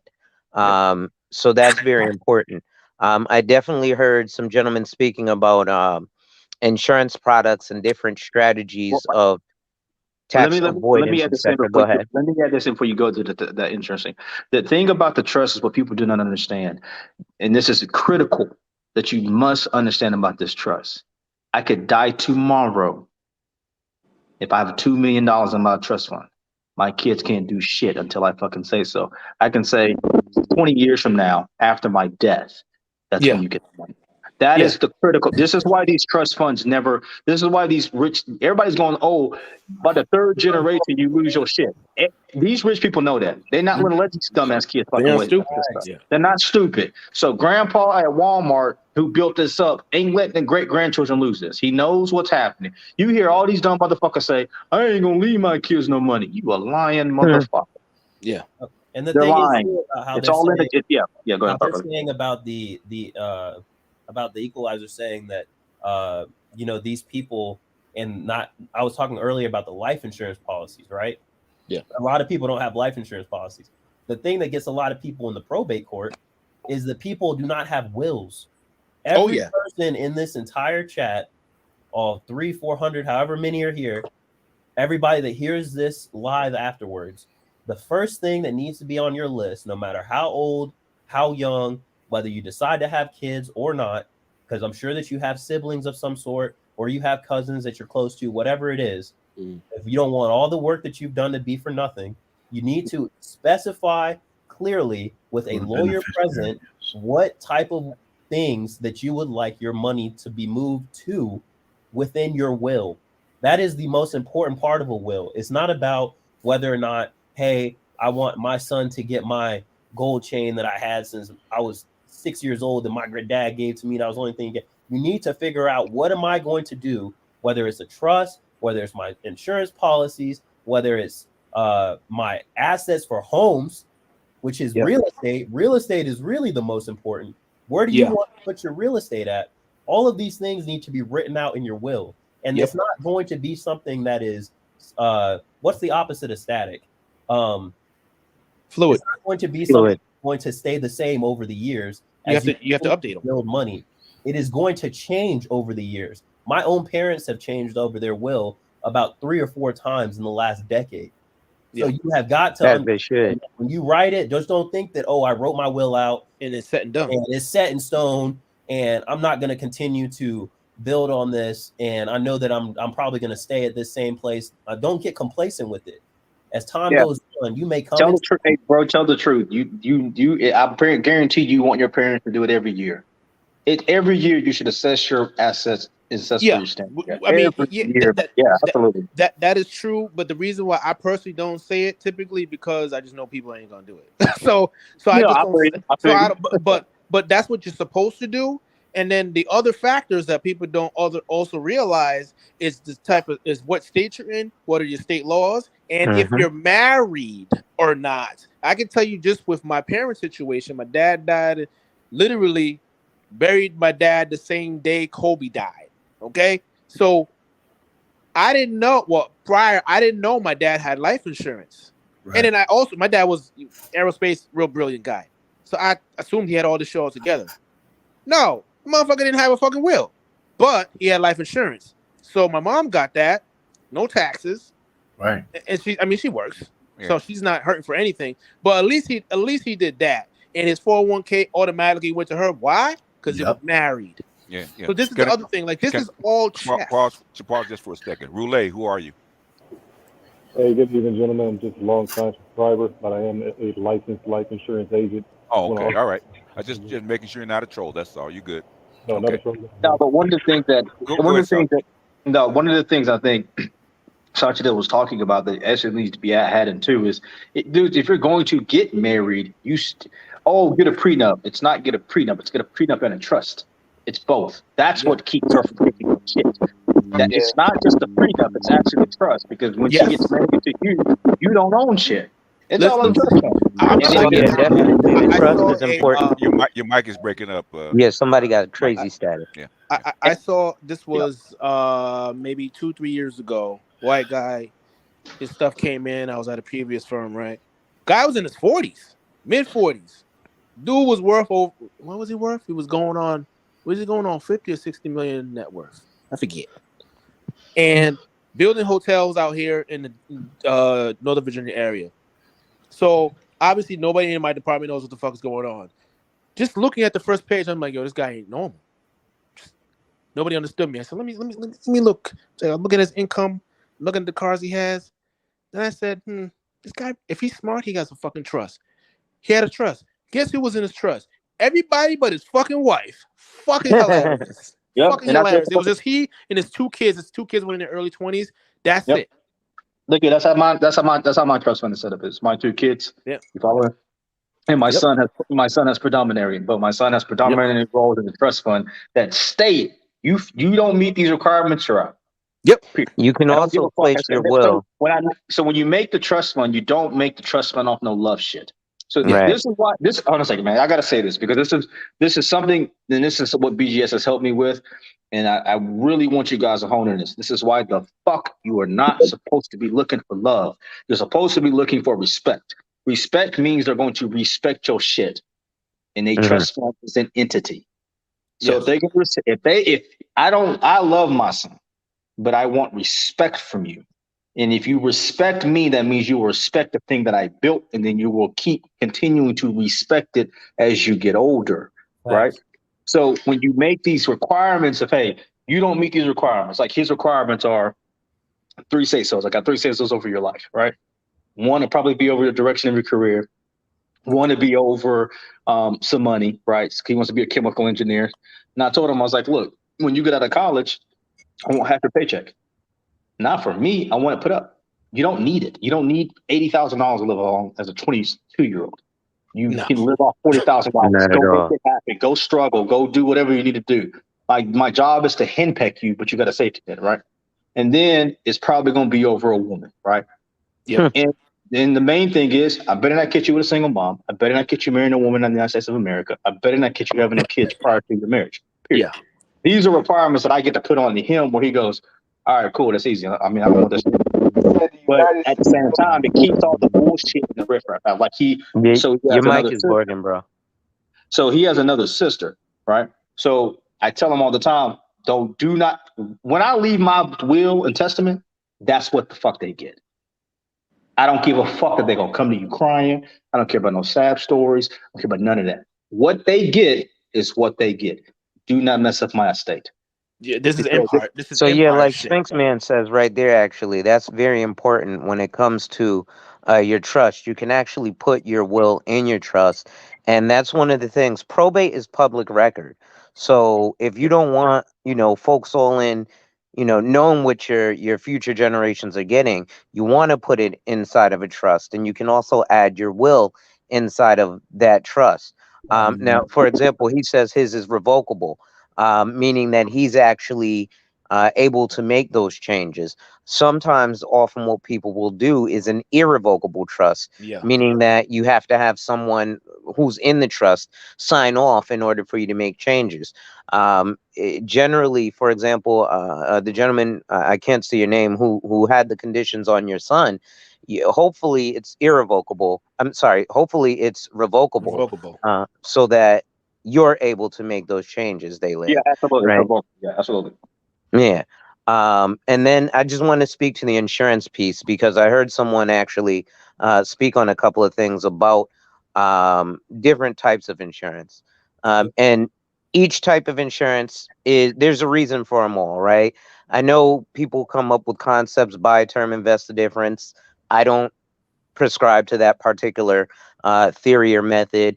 Infinite banking, it sounds nice, but it's really expensive. Like Salchi said, generally, you're having multiple hundreds of thousands, if not millions of dollars of net worth to actually afford these policies. Correct.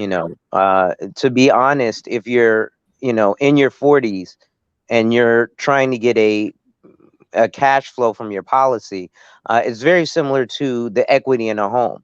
So there's a number of years that you have, which is the accumulation phase of with which you're putting the money in.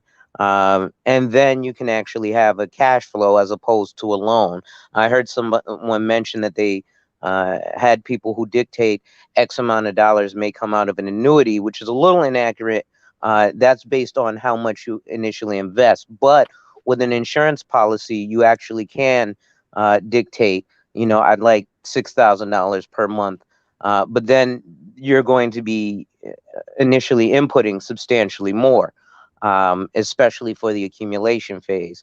I also heard someone mention they were being approached with universal life policies. So I just want to address the multitudes of universal life. So there is regular universal life, which is basically just a cheaper whole life insurance policy with a little bit of flexibility of premium.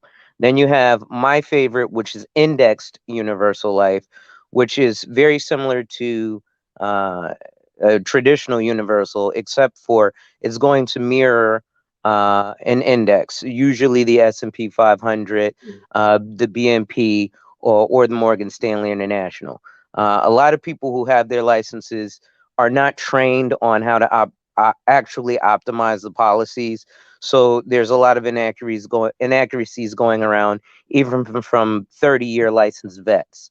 Then you'll have variable universal life insurance, which, as a financial advisor, I dislike, because if you're going to have insurance, let your insurance be an insurance or an alternative investment, but let your investments be investments. And variable universal life insurance is combining the two, an insurance and an investment. And I think it's probably the worst product out there, because not only are you risking your premium dollars, but you're also risking your cash value accumulation as well as your death benefit.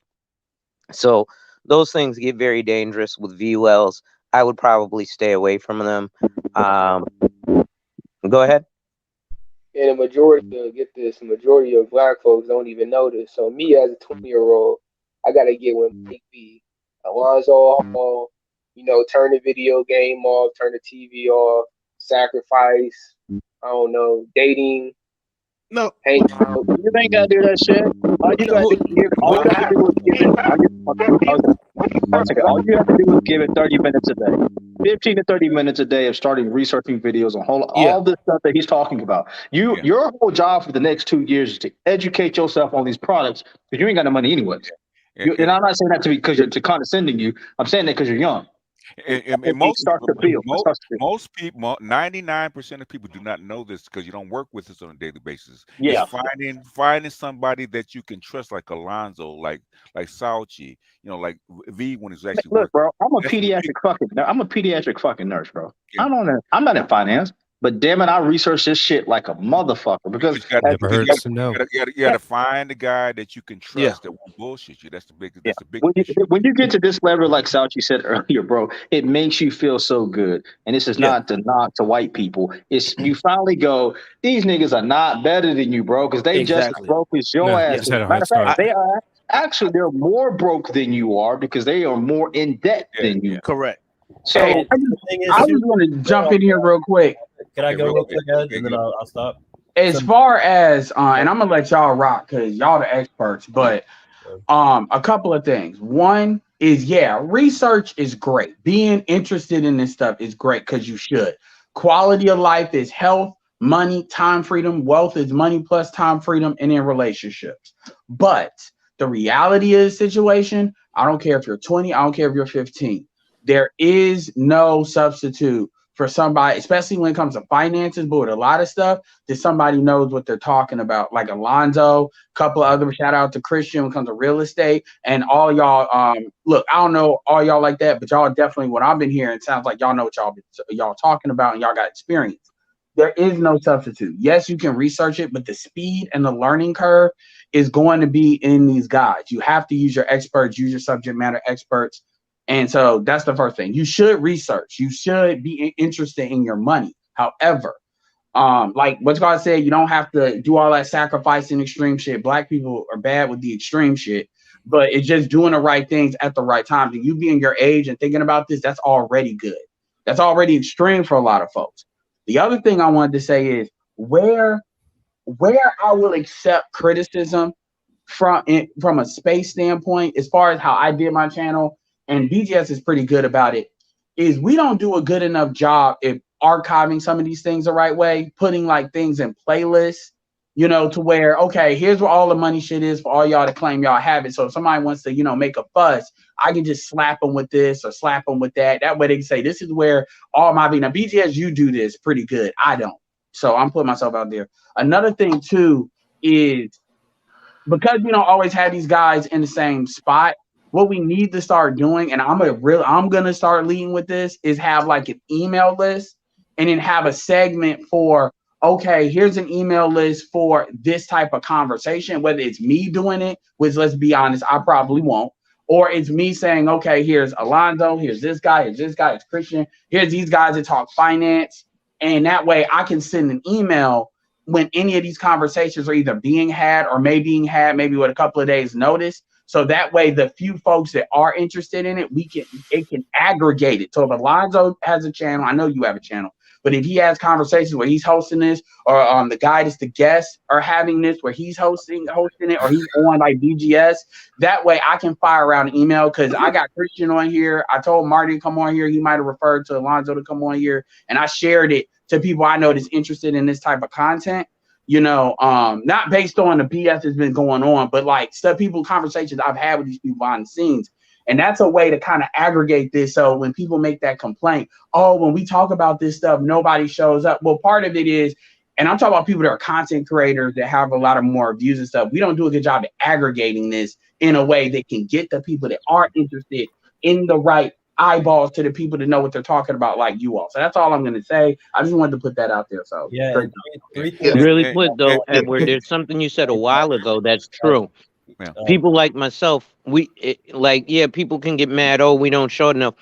But at the end of the day, a lot of people come to YouTube and shit for entertainment. So Yeah, Correct. that's true. it's That's what on there the for. audience. Yes, yeah, You so know? you have to take the entertainment and then say, for all y'all that's in the entertainment, but y'all may want to hear this in the descriptions or whatever. This is an email list you can get on that's going to put you in front of, here's the contact creators and stuff like that. Yeah. Because Alonzo's out there.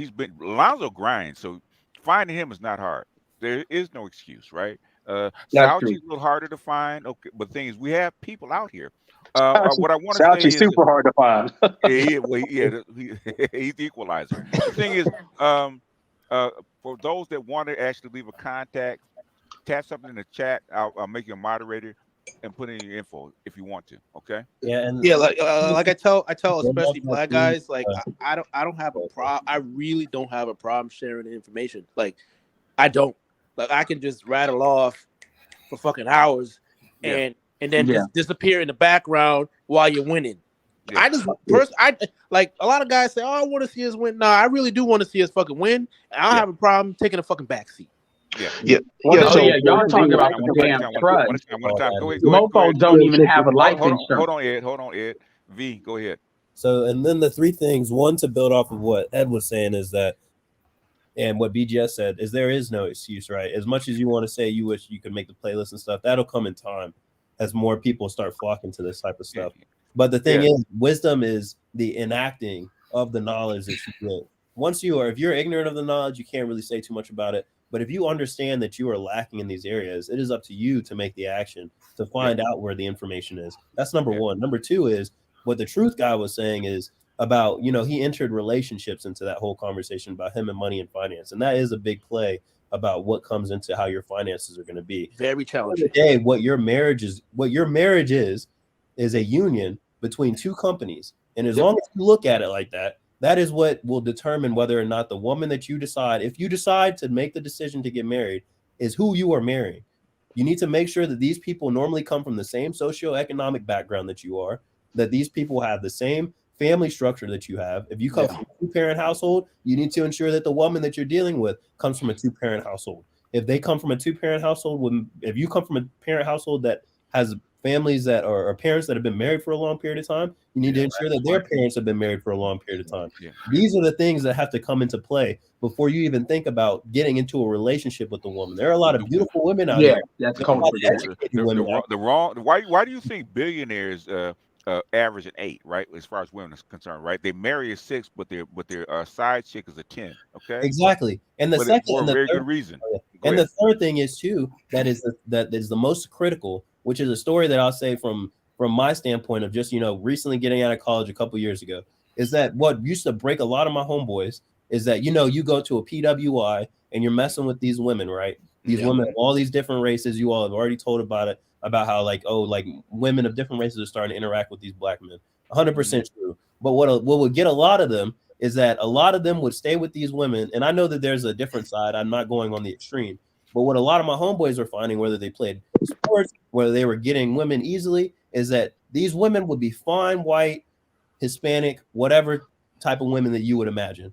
By junior, senior year, these women would be leaving them for guys who may not have been seen as attractive as they were physically, may not have been attractive as they were, just with the swag that people like to talk about that come with our culture. But they would go and marry the square guy, what they would look at as the square guy, but they didn't law school. Why? And I would tell my homeboys, because I went to private school when I was in high school and middle school, and I would tell them, I would explain to them, these people are marrying into these families because of what I said in my second point, is that they are seeing it as a business. Their parents are the ones who are pushing them in the direction of where that they want them to go.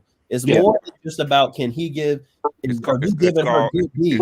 It's called class, boys and girls. Yes. Look here, let me chop in real quick, just to help out, because I want to piggyback off you. I went to private school as well, and this is what you're talking about is clear as day. So this is why I appreciate BGS in the Yale space when they created this space, and this is what black men don't even need to understand.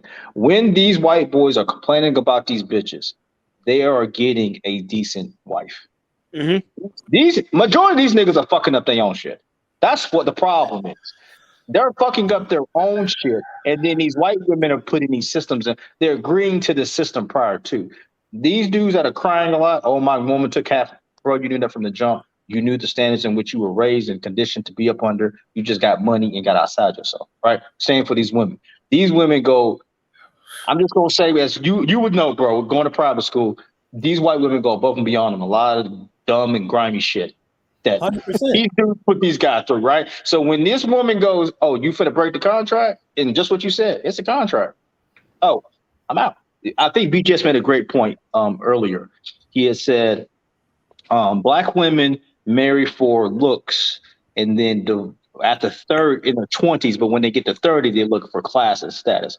White women marry for class and status, and then when they get to 30, they marry. After they get their divorce in their 30s, they're looking for looks. And that is the biggest point, is that when you're in these spaces with these type of people that are in these different types of socioeconomic classes, especially the ones who are higher socioeconomically than even yourself, you start to realize the interpersonal dynamics between them. When I tell you that those were the biggest struggles of my homeboys, were falling in love with these women when we were in college and thinking that they were going to start a life with them. Now, these are successful men who are sports scholars, men who were scholars just on their own, and had even gone as far as being introduced to the family. But then after a while, they would find out, oh, she's moving on to somebody else who looks like her, just like how Kevin used to say John, in his after videos. finishes. Yeah, go ahead, finish just like how Kevin used to say in all of his videos, as I go back and look at them constantly throughout the days, is people who are in the higher socioeconomic classes tend to do what? stay race Together. loyal. And that is what they end up doing. And they would get hit with the switcheroo. And besides the fact that would break a lot of my homeboys down, is they would be talking to this white girl from the time they got to college till the time they graduated. They'd break up, and then the white girl would go off with some dude who's shorter than them, don't look the same, ain't got the same stuff that they got going after these. And some of these girls didn't even date a guy. They just be getting ran through by the homies. You know what I'm saying? Doing all this type of grimy stuff like how they live said. And then they will go and find a dude who had the same socioeconomic background that they had. Don't matter what type of D they was giving them, but they don't got their matter what network. type of swag and all type of culture integration that they thought they had done. It didn't matter, because at the end of the day, when it came to the actual serious decision of who they were going to have kids with and who they were going to be married to, it was all about what can this person provide for me. Nothing else, nothing more. That was it. Yeah. Go ahead, John. I first came on thanks to the panel, thanks to the chat. I really just want to thank Alonzo, because he kind of basically said exactly what I was saying, that it is best to keep your insurance products and your investments separate as far as products. From what I understood, I'm a finance guy, a financial analyst. From what I understand, whole life was in the main impetus for whole life in the Black community was we never had, it was introduced during the redlining process, and we didn't have access to banking products. So whole life was a way for us to get into the stock market, but it is not the best investment vehicle. Just like your 401k is great. I can take a loan out of my 401k. I can operate my 401k exactly like everything you're saying with the whole life product. But even with the 401k, I can't pick out individual stocks, and I can't build a portfolio. I can't do options. I can't unless it's a Roth. If you got a Roth, you can't, because I have a Roth. You can operate like that, but for most people traditional who get their, I get my benefits through work, so I get my insurance, cheaper. If I want supplemental, I can't beat it, or else I would go to outside provider. But what I was basically saying is just that I really appreciate that honest. Like when I heard that, I said that's an honest insurance person, because most people don't understand that. Dave, let me pop in. Why also dealing with securities? No, this is why I said you can't. Alonzo will back this up. I can't ask Alonzo what's the best product for me. I have to go into his office and tell him this is my life. This is the trajectory in which I want to do for the next 5 to 10 years. And then he will go, okay, this is the best vehicle. Like, let's say a whole life insurance policy, right? If I'm only making $50,000 a year, this is the best I'm going to do. I'm never going to go outside of that. He sees that I have no ambition. He's not going to recommend that product for me, because there's no investment. There's no ability for me to pull investments out of that. He may say, hey, look, what's your medical history looking like? Okay, you're 30 years old. Your family typically drops off at 50. And you might want to just do a term life insurance policy or something like that, right? If that's what your people do, right? If you're coming in and say, hey, I got in a car accident and I got a settlement for $100,000, what would you recommend? He's going to be like, we could do a whole life insurance policy. Well, I don't know if I really want to put all that money into that. Well, he's going to say, well, guess what you can do? You can take a loan out on that money and just pay yourself back every single month. Oh, really? I didn't know that. Yeah. And then as long as you pay the loan back or pay yourself back, right, then you're never going to lose the capital or lose the principal. Oh, wow. I didn't know that. So these are things that I'm saying, like when it comes to this whole life insurance or any kind of insurance, you got to get in and talk to the multiple people, not one, multiple people, because they should along the lines be saying the exact same thing. And then when you get with a guy like Alonzo, you're like, yo, bro, are you verified in all states? I'm verified in 25 states. Where do you live? I'm in Texas. Can you put a life insurance policy together for me? And this is what I'm trying to do. Yeah, absolutely. Let's link up offline. That's the type of stuff that we're talking about, guys. Like, this is not rocket science, but you have to do some homework, or your ass is going to end up like Fat Joe, or like fucking Usain Bolt, who's got some firm doing what he's supposed to do.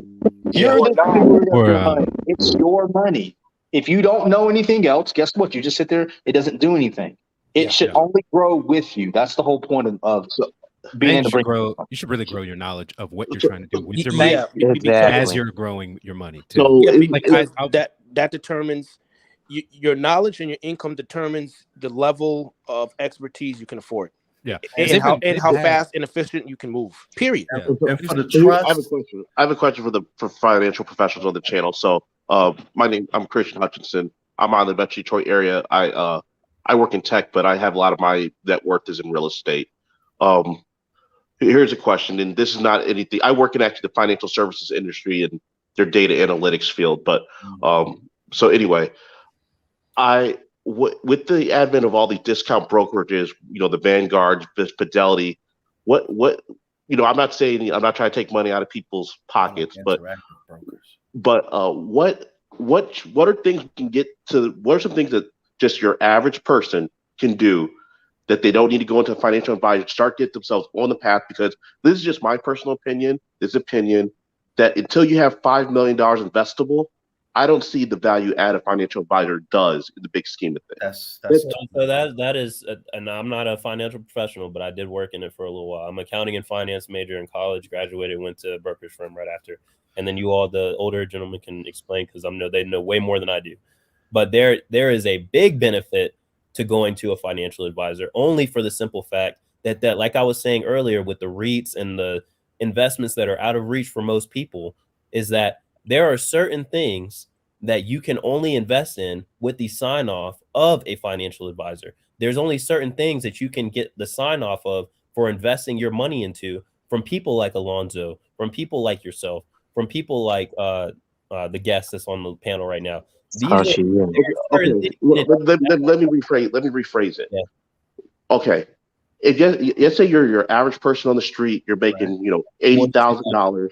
Yeah. Okay, you're making $80,000. You own your home. Okay, your wife is making $40,000.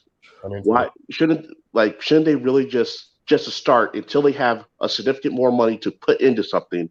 Shouldn't the basic be, okay, you have your home, you paid off your car, blah blah blah, that sort of stuff, but you have your stuff in, an S&P, just do a bogle triple. Why don't we why don't they just do a bogle triple just to start themselves off, and then when they actually have some real money to invest, to go into some of these alternative investments like you guys are discussing, or like some of these other more complex. That's what they were talking about just before you started talking. Is that you cannot tell a specific demographic of people until you look at their financial background legally on the internet, whatever it is, to tell them this is what you should invest in. The only thing that I would say that is a simple thing that I tell my soldiers that I was doing that were young, between 19 and 25, about where they should be, not where they should be investing, but what they should look at into. Hey, this is something that's simple that you don't have to put a lot of thought process into if you're just starting out, are mutual funds.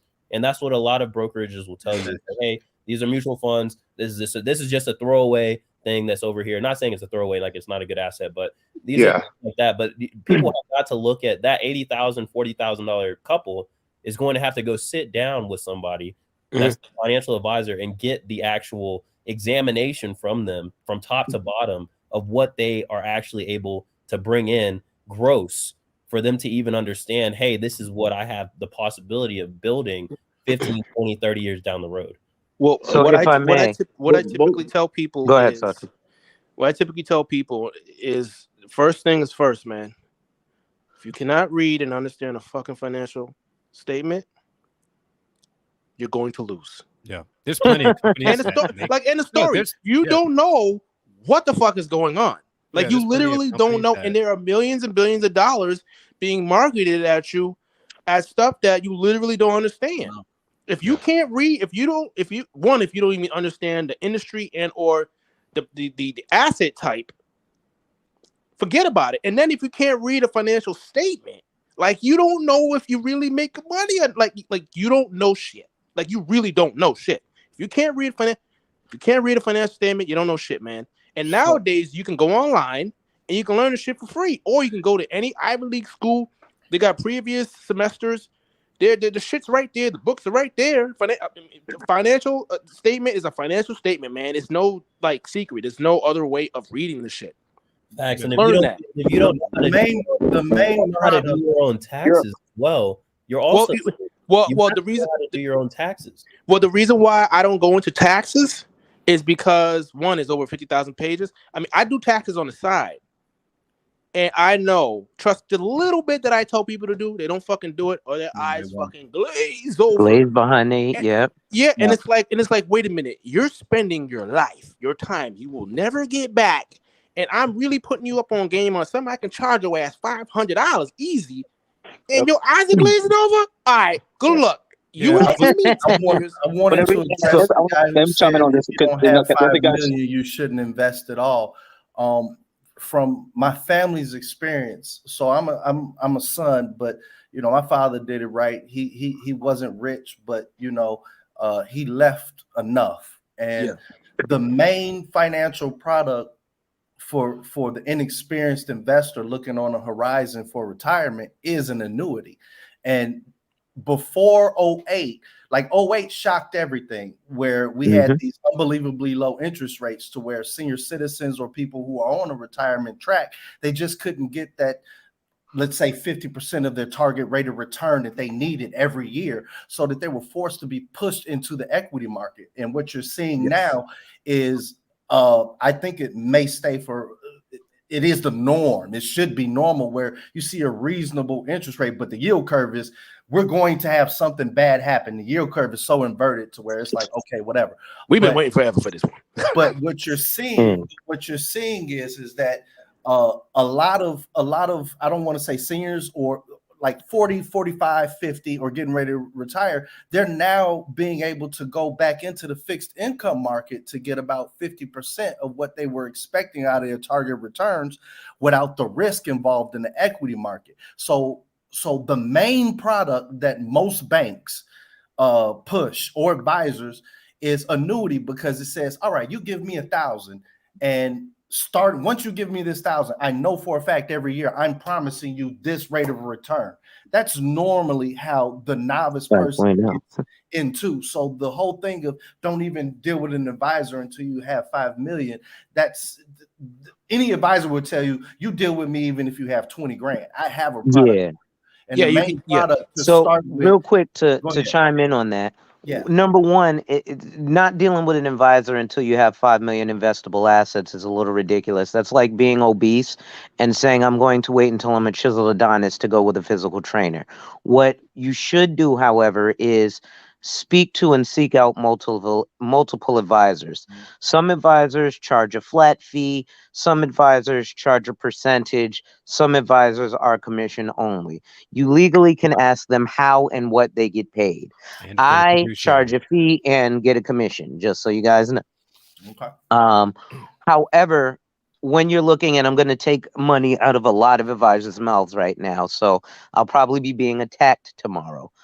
Number one, depending on the investable assets, anything under 5 million, you're getting charged 2 and 20 fees. 5 to 10 million, it'll go down to 1%. And anything above 10 million, usually they'll do 0.8 or lower if you're 100 million plus. Yeah. However, 2 and 20 fees suck. That's 2% of your net worth annually if you buy a shitty mutual fund, and then 20% of your capital gains. So these are things that you kind of want to know. Realistically, so you see, I just didn't come up that number out of thin air. No. That sounds right. Yeah, that's not just something out of thin air. It's pretty standard. It's standard. Yeah. The more money, the higher the fee of the higher the fee. That means it's you're putting in less money. Just like any other type of investment, it's the same deal. So like, I don't. What a lot of people in my area deal with, because a lot of people, what happens is we have a lot of financial advisors in my area, but what happens is it's a thing of, well, why? Because again, I can just put my money to a Vanguard account or to a Fidelity account, or like whatever my job has. Like for instance, we have an HSA account, and I can dump my money in there. And it grows.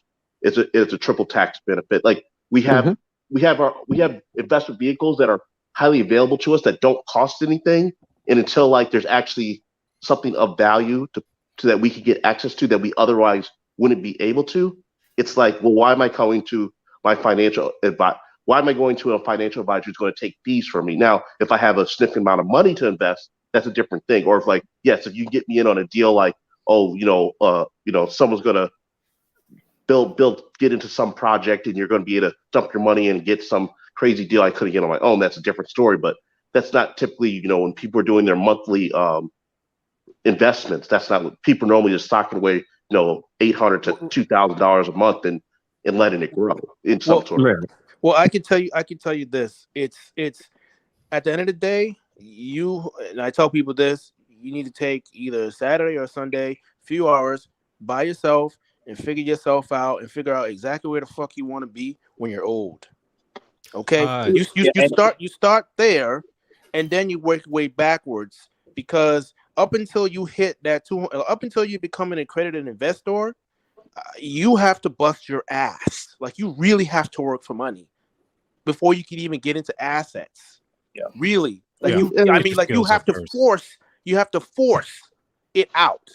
Yeah. That is the only way. So I heard you say HSA.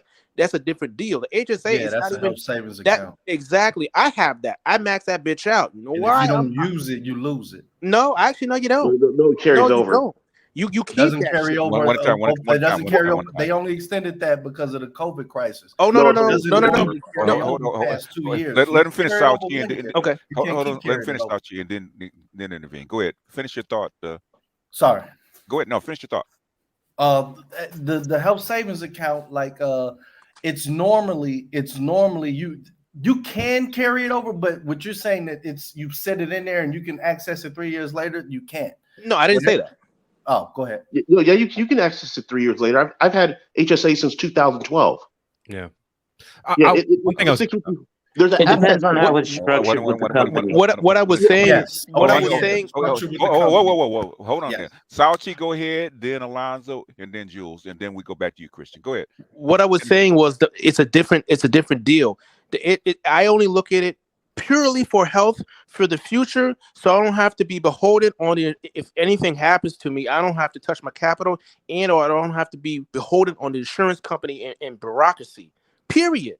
So I'm not even looking at that like to quote unquote make money, even though I do have mine even though mine is invested in an index, which is true. The deal is I do taxes on the side, so I read the tax laws.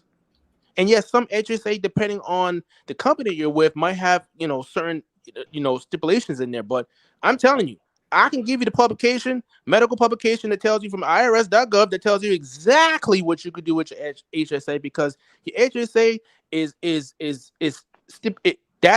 starting from IRS, technically Congress, because Congress actually gives IRS power. Period. Congress writes the laws. So that's how I know that shit is forever. You put money in there and you really only need it. Like right now, I mean, they literally tell you what you could spend the money on. I don't spend the money. Mine is literally for emergencies, but I don't even listen to HR. I go straight to IRS.gov when it comes to that kind of stuff. Period. Because they don't write HR doesn't write no fucking rules. The government does. So the question I have is a two-part then. What is the since you're into the tax laws and stuff, what is it that whenever you hit the threshold of you're paying 22 to 21% in taxes, where does that hit of where you're actually making, like, let's say your annual income is $110,000 a year. How many times are you getting taxed? Is it a rolling tax where it's like you're getting? What are you talking about? IRA? Yeah. You talking 401k? Traditional Roth? I'm talking about like your finances in general. So income like, generally you're at like a 28 to 33% tax bracket if you're making $100,000 or more. Yeah. But really quick, I want to. Are you asking, is the person bringing in a salary of $100,000 a year, or are you saying the person has their own LLC in their own business? No. So let's say a normal salary worker is making military, right? You're making $110,000 a year. Let's say that's a $95,000, $100,000 gross after all the taxes from the Fed and the state income. If you're in a state that has income taxes, just about to say that, yeah. Are you getting taxed multiple times? Or you are at a set tax rate? It's a graduate. It's what? It's a progressive. It's a progressive tax system. Progressive tax. Yeah. Yeah. So, there's an effective rate, but then basically there's. Then your state is factored in. So it's federal is across for everybody. What really changes is your state. And the other thing that a State lot of people don't know, the and state is One municipality. time, one time, yeah. the state is far more aggressive when it comes to taxes, and the state Yes, actually, they in many fucking are. ways, will have more taxes than the federal government. Again, most people don't know these things. Yeah, So they I control have, Really I don't. property live tax in and the all that state other of, stuff. so in the military, I live in the state of Texas, so there is no state income tax. But the second question to that is, that's off the topic of that, is how come you cannot add, after a certain amount of money that you start making, you cannot contribute to your Roth IRA anymore? Well, on the surface you can't, but there's something called a back door, Rob. They kind of killed that. Not No, not yet. entirely, but That's there's what I was other Not ways yet. waiting for. around it too. Good. That Well, they put that on the table last year, but they haven't killed it yet, and I don't think they're gonna kill it because there's too many of people out here are who broke work for and the are going to get government who broke. are doing that, so they're just not gonna kill that bitch. Well, I'll be honest, the backdoor, I can kill a backdoor Roth with an insurance policy, to be honest, but we'll talk about that later. I want to answer a little bit more about what Christian was asking. In terms of and again, this is not exactly financial advice. This is just a personal opinion. So nobody sue me. I've been sued once for $1 million and she won 410 grand. I ain't got time for it. But what happens is, so Damn. it really depends on what you want out of your investment. If you're looking at, the average person who's probably looking to do something, you, like V said, you're likely going to get funneled into a mutual fund. Or, probably, to be honest, just start with simple stuff like an IRA, right? Where you're maxing out at 6 grand. It's still kind of safe.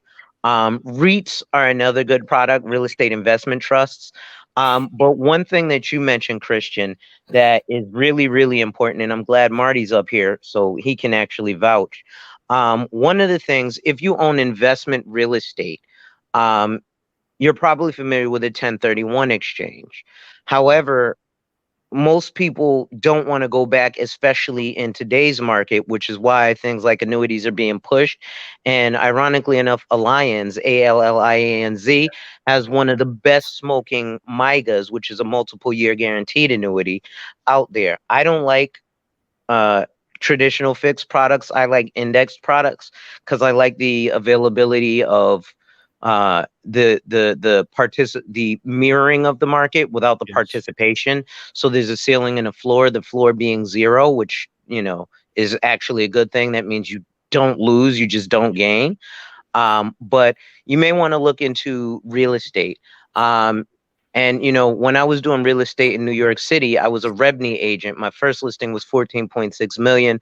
Obviously, I didn't sell it because I didn't know anybody with $15 million hanging around, right? 899 Fulton Street, up the block from the Barclays Center.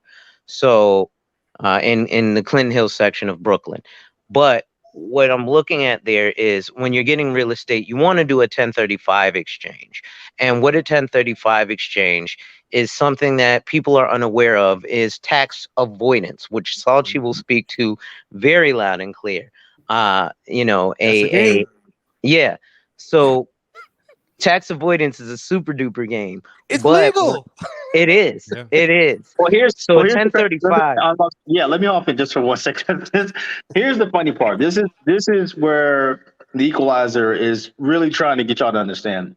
If you really start, and then when he was saying about certain tax issues and people's eyes are glazed over, you really know if someone gives a fuck when they don't want to pay taxes. If they don't want to pay taxes and they're interested in everything you're saying, they're really built on wealth creation. Yeah. So people are saying, "Oh, I want to start a business and I want to do this and that." Okay, cool. What do you want to do with that business? How much of that business do you want to give to the paying to the state? And how much do you want to pay in taxes from that business? Oh, I didn't know Zero. there was zero, right? So when You you start, guys are real estate guys. What is I'm not. I did real estate. I did rehab and all that other type of stuff. I know about the exchange where you in property and like kind, you have to take the proceeds and put it into a whole separate account. 6 months where you have to identify the property, this, that, and the other. But least what 2, was yeah. that new rule that IRS did, probably 10 years back, where they were saying if you were owner occupied, this was your primary residence, and you live so many years in it or whatever, you don't pay taxes at all. That's a capital gains exception. Capital gain, I think, is a quarter million or 500,000 if you're married. It's a quarter for single. It's a quarter for single person, 500,000 for married couple. It's interesting how married couples got a lot of benefits, but make sure you mention that, because for some people who, you know, some people are in real estate and saying they may have a multi-unit and they're living in one unit and it's still owner occupied. Make sure you tell them that too, because that, I don't know the rules on that one, but that doesn't require 1035. Some people aren't, you know, doing the investment property way of doing it. Some people are just getting FHA 203K, multi-unit, bam, I'm owner occupied. And then when they're ready to sell, they kind of don't know that if they were still owner occupied for a multitude of years, they still don't have to pay those taxes. I'm not sure. So if you could elaborate on that rule. But that's the whole about if you stay in the property. I think the rule of thumb is you stay in the property 5 years. You for every 5 years you stay in the property, you have a year to sell it, and you still get the cap gains. And that's, don't quote me on that, but that's like kind of like check with your CPA. But this is something I want to go back. Let me just pause for a second, because it's something I want the truth and these young guys to understand. This is what we're talking about when we're talking about for the next 10 years. This is the shit you should be doing. Yeah. I cannot give you a snapshot of just to do this, right? Because it keeps mutating and it keeps getting better and better. Once you creep past certain, the equalizer gets you to see you're going past a certain point and you're making a certain kind of income, or let's say you get a bonus every year for, let's say, $20,000, or you can tell your business, hey, instead of you give me a bonus of $20,000, can you pay the premiums on my whole life insurance policy?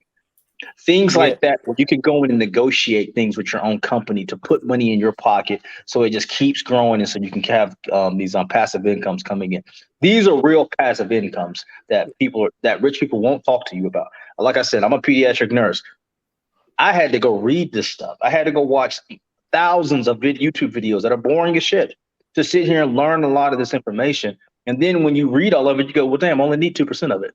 Yeah, and I can tell you right now, I sat my nephews down, because my eldest nephew, he turned 18, well, second oldest, well, he turned 18 last May, graduated, and his brother's like a year behind him, right, or like 18, something like that. I sat them down, and I have a whole tier of shit, but I only gave him the first tier. I sat him down, I showed him some website. I said 90% of people don't know this shit. Broke everything down. I expect you to be at least half of where I'm at by 25. Thank you. And I said, I will know that you've done this by how you speak. I don't even need to see you. I will know if you listened. Then I will give you tier 2. By the time you're 30, you'll be smoking everybody. You'll be smoking damn near 95 to 99% of people. Hey, BJS, you there rather quick? Make sure you're I'm here. Yeah. I'm gonna post a link, and I want you to play it for me. And this is for you young guys. This is what I want y'all to do right here. Okay. Let's see if I can do it here. Make sure you don't got to wear that condom, boy. Everything. Go take your risk tolerance questionnaire on Vanguard. That's what everybody needs to do. See if you can play that video. I just put it in the comment in the link section. See if you can play that video. This is for any man. I don't care what age you're at, especially you young guys right here. And this is to help out. Okay. Oh, this is a regular comment section. Okay. A regular comment section. Okay. Hold on a second. All right. Okay. Let me pull it up.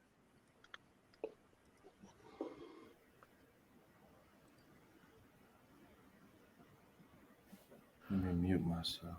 Okay. 4 subjects.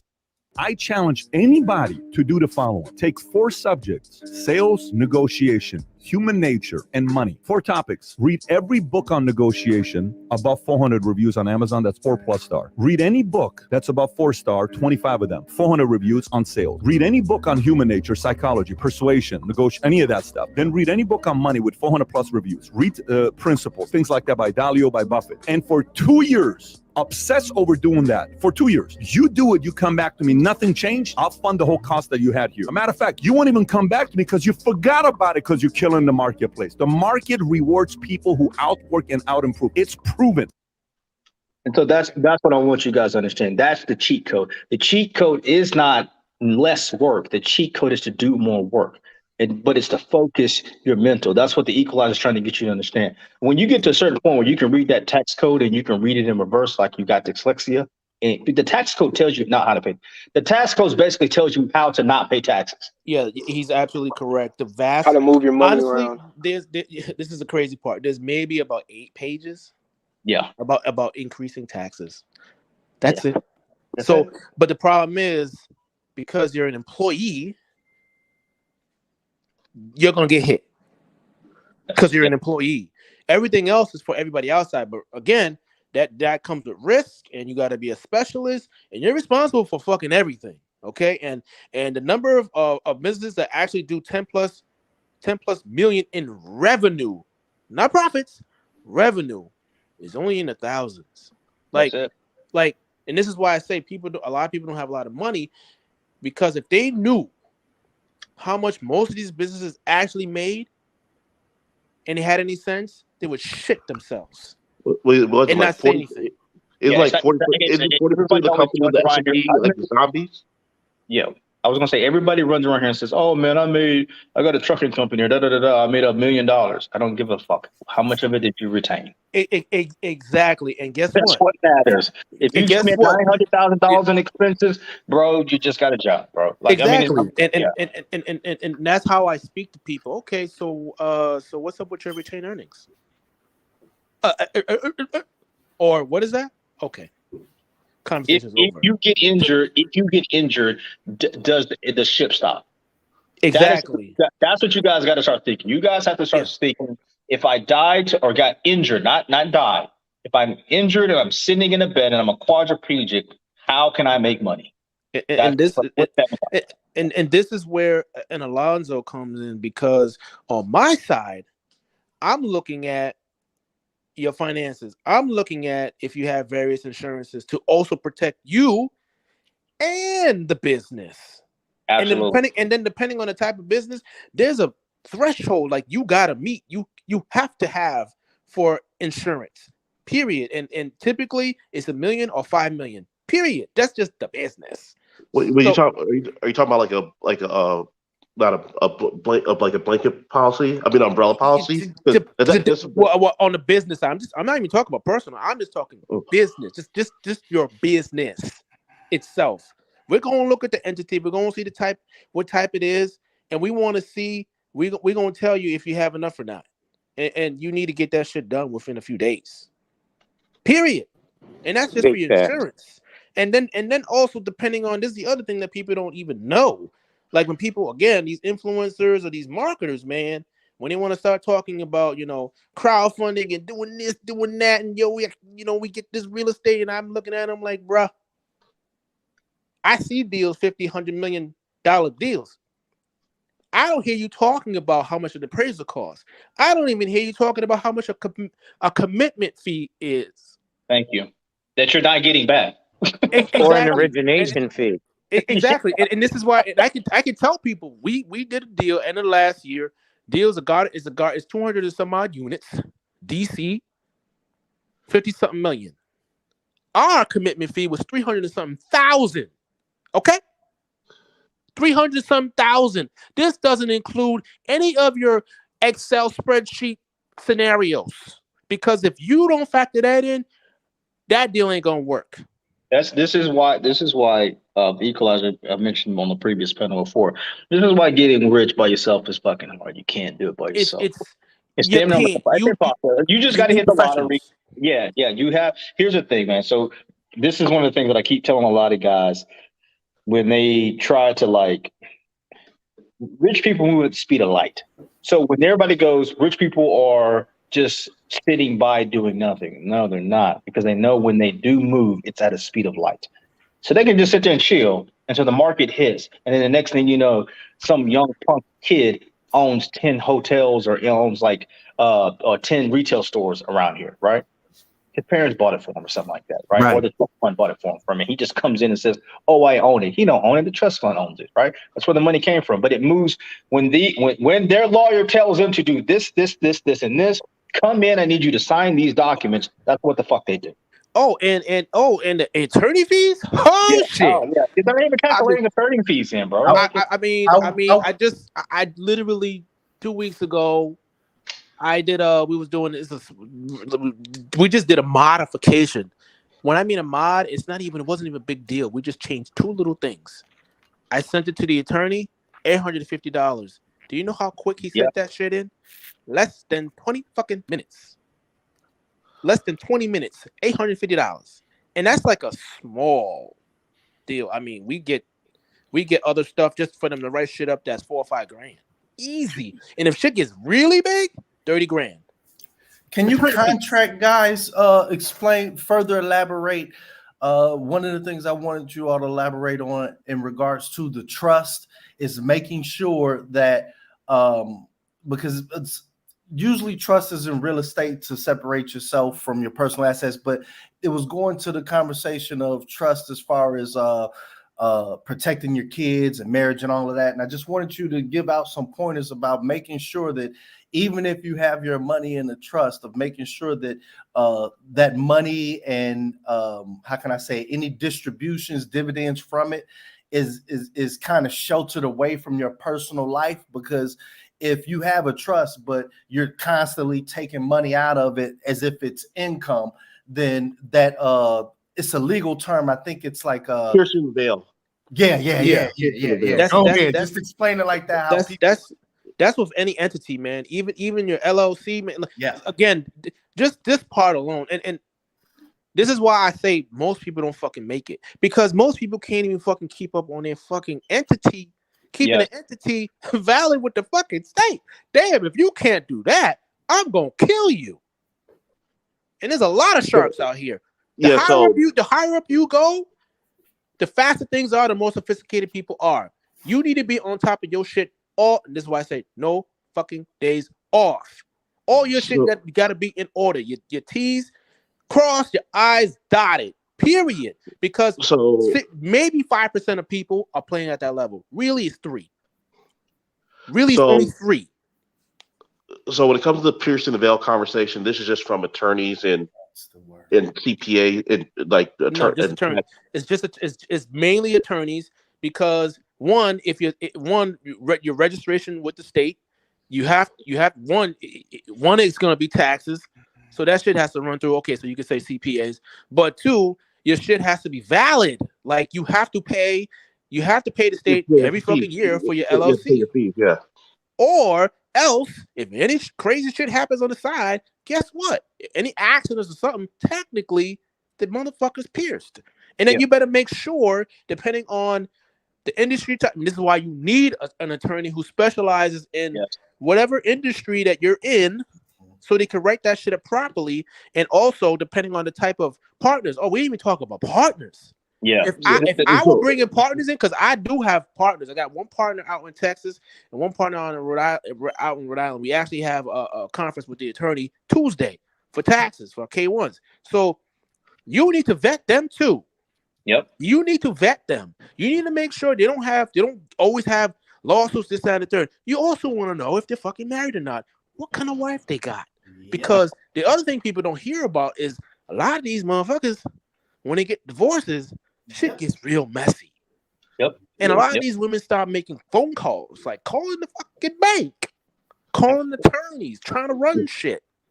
Yeah. So like this shit people don't know about. That's happening. You can spend a lot of money on make sure the veil doesn't get pierced, but just at the level I'm playing at, what I've been told is basically you're never going to fully be able to protect yourself because of because of what happens is, so for instance, at the level I'm playing at, even though I have all my stuff into have my properties and LLCs and everything, I had to, and the debt is held by the real estate company. What will end up happening is I had to give a personal guarantee on the loan. So exactly, essentially, if I was to get dragged into court for something, and I say, "Oh no, my company owns that," but you personally guaranteed the $600,000 loan, so we're going to assume you own this, so pay up. So that's what the let me say this. That's what the trust is for. Here's the difference. If you had put your LLC that owns all those properties and put that LLC within that trust, and then they go, they won't ask you for a personal guarantee. They can't. They'll have to ask the trust for a personal guarantee. You're just representing it. Hey man, this ain't me. This is this trust fund. I'm just coming in here to sign this letter or these papers for this trust fund. Well, we need a personal guarantee. We'll do that with the trust fund. So in the past, so I discussed the whole trust concept with the people, and so the issue, so the challenge with the trust fund is that once you go into the trust fund, you separate out of basically like the money I make from my W-2 job, I can't use that to use for acquisition of more. You completely have to separate your finances from both sides of the houses. Yeah. And typically when you're in growth phase, you have to start having significant you need capital. You need significant amount of capital. And that's the other. That's what I was about. That's what I was about to say. The deal Real is, quick. Banks want to see. They want to see that you at least have like a house, like in your name, at least a house, with equity, and at least a car. You know what I'm saying? And other than that, you can have everything else in the trust, or else then you're gonna have problems getting capital with banks, or you're gonna have to go to investment banks. But then that means you need to have more money. So see, there's always like it's always a challenge. So at the end of the day, I always say, educate yourself, make a lot of fucking money, but understand the end game so you know what you need to do on the next phase. Because if not, then you won't know. Obviously, fees are gonna change. Obviously, one, you got inflation, and two, who knows what the hell is gonna happen at certain times with the economy. But other than that, just knowing the next steps that you need to take, that's really all you need to do. And then obviously keep your finger on the pulse of what's going on. But yeah, there's always going. This is the other thing, aside from you can't 1,000% protect yourself. There's always going to be challenges, like always. So you always. And this is why I say there are no days off, man. Which to me is the other fun part about it as well. That keeps right. me. Also to chime in on the corporate veil. Yeah, well, here's the funny part too, which is kind of coming up with like when you hear these ideas and you just start reading things and you start connecting dots, right? Yeah. You get creative with this stuff, right? So I'll give an example. Just say your scenario right now with your LLC with your properties in it, correct? And you're like, oh, I don't really want to put them in a trust fund. I would call Alonzo up and say, hey, I want to do a whole life insurance policy, right? I want to take all my revenue, all of my returns, and dump it into this whole life insurance policy, right? And then I'll just live off that over and over again. Every time I get paid every single month, I'm just paying myself back every single month, right? There's just so many creative ways to come up with things, like the equalizer. There's just so many ways that these people get around these. That's why he's saying there's no days off, because at the end of the day, the government wants to take your fucking money. And all you're trying to do is not to give nobody your money. Exactly. So let's give an example. So let's say you got 3 properties, you bring in like $50,000 a year, right? Extra outside of your expenses, right? You can just say, hey, after that $50,000, I just want to dump it onto my whole life insurance policy. My whole life insurance policy may be worth $1 million. However, I may be only the cash value of that life insurance policy may be $200,000. Can my family live off that $200,000 every single year? And let's say you make $200,000 a year, right? You're taking a loan out to basically pay yourself back. You're just recycling the same money. And then that LLC money, that $50,000, just keeps getting dumped on and keep dumped on and keep dumped on. And you just keep growing your portfolio out here, and there. To me, when I see a lot of this stuff, this is why you ask these professionals, like the equalizer, he cannot give you a definite answer because he will go to jail.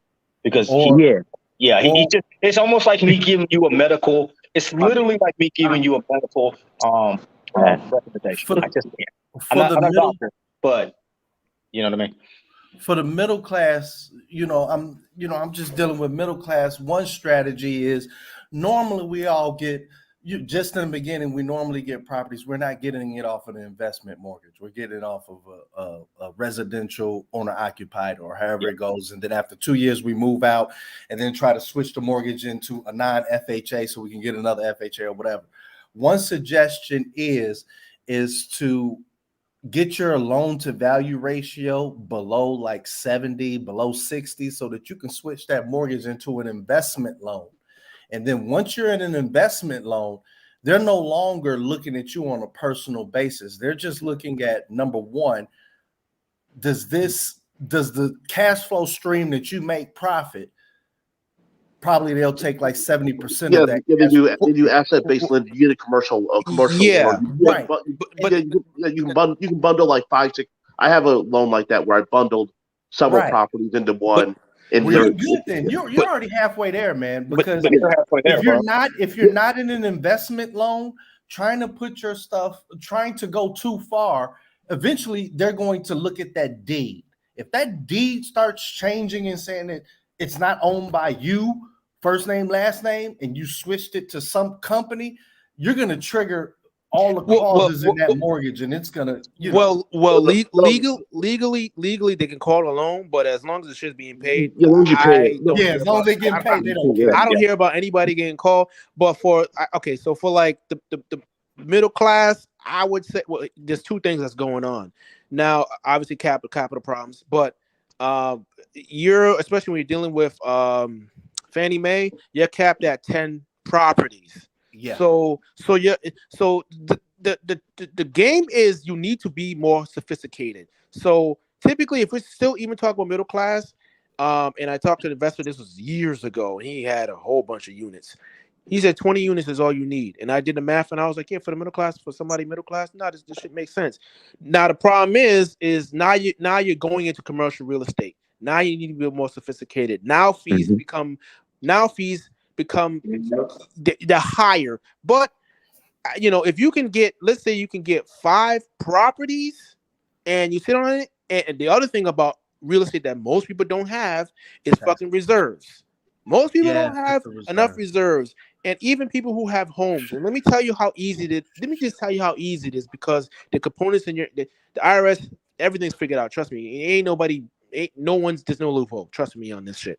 Don't listen to people who talk about loopholes. But all the appraiser has to do, because they're already appraising the place, they can charge you a couple extra dollars, and they can give you a whole schedule on how long the stuff lasts and how much you need for cash reserves. And so if anything happens, you should have enough money. You also might want to check Annie Mac instead of Fannie Mae for those loans.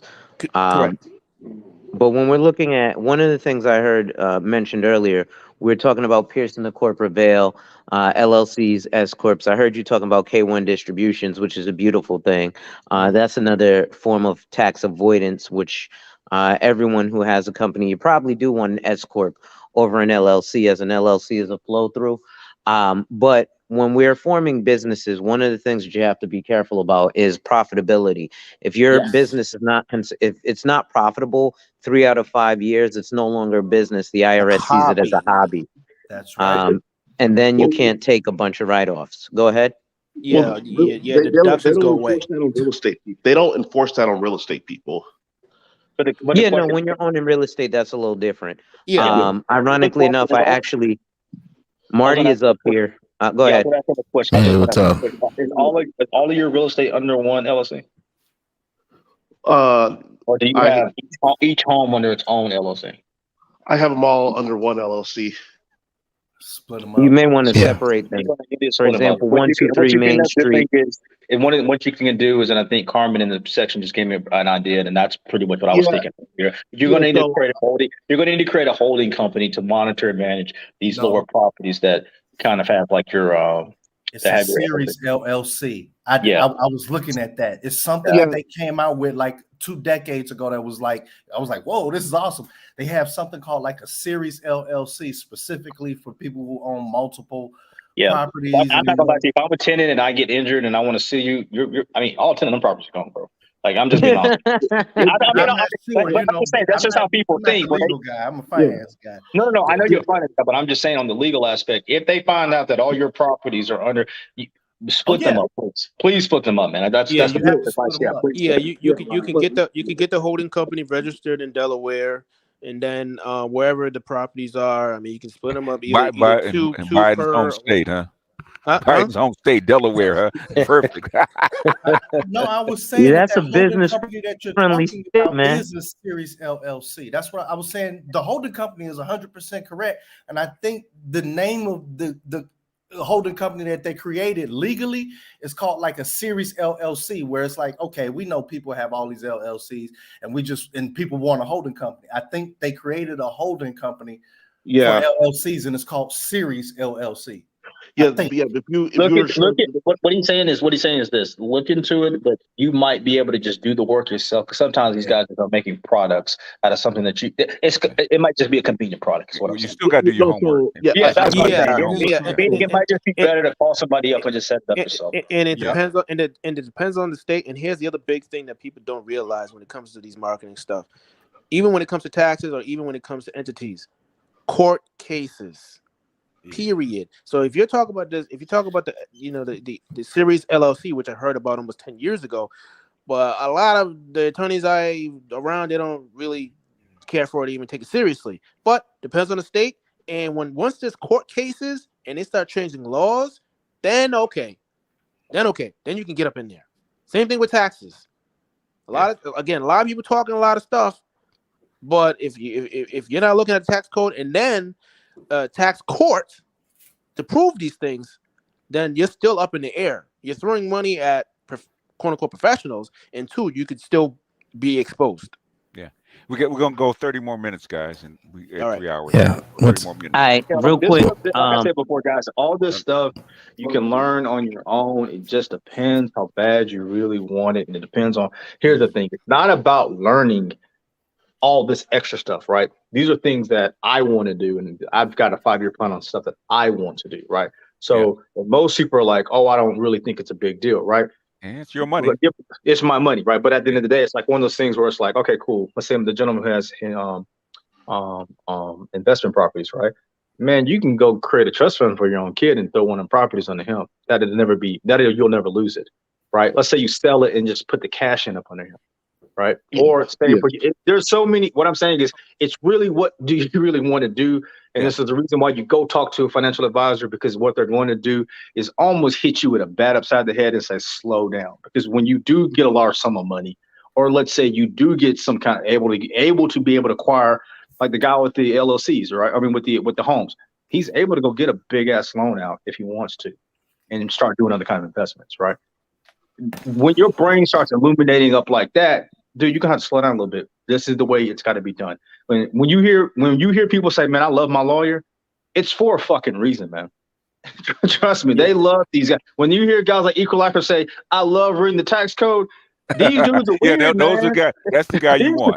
These are the guys you want on your side. You guys like Alonzo saying, "Bro, I'm telling you, I can hook you." You want finance geeks, man. That love you want finance geeks. You want dudes who. It's almost like it's like a coach. They're geeks, man. They're geeks. Yeah, it's like a coach, man. And when a dude knows he can make you better, that's the dude you want on your team.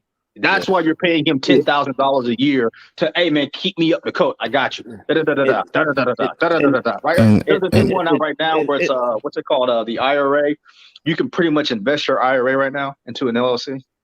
If you have a self-directed IRA, self-directed IRA, a solo 401k. I didn't know about this stuff until maybe 6 months ago, right? It's just all the equalizer probably knew about it 2 years ago when it fucking dropped and the bill was hit. He probably knew about self-directed IRA has been around for a long time. I'm just talking about the solo 401k and then be able to invest in the things you're able to do with it. It's like it's one of those things where it's like you know about it because you know about it. Well, what I want to say about various investments is it's very key to look at everything as its own entity, as its own business. Like, I mean, you really have to do that, even with real estate. And again, you want to have, like, even if you're working, like, you want to, I don't see that most people should really be living above $100,000, period. Even if you have a family, for the most part, unless you live like in Southern Cal or where I'm at, in like New York City, in Jersey, that's pretty much about it. In Chicago, that's pretty much about it in this country.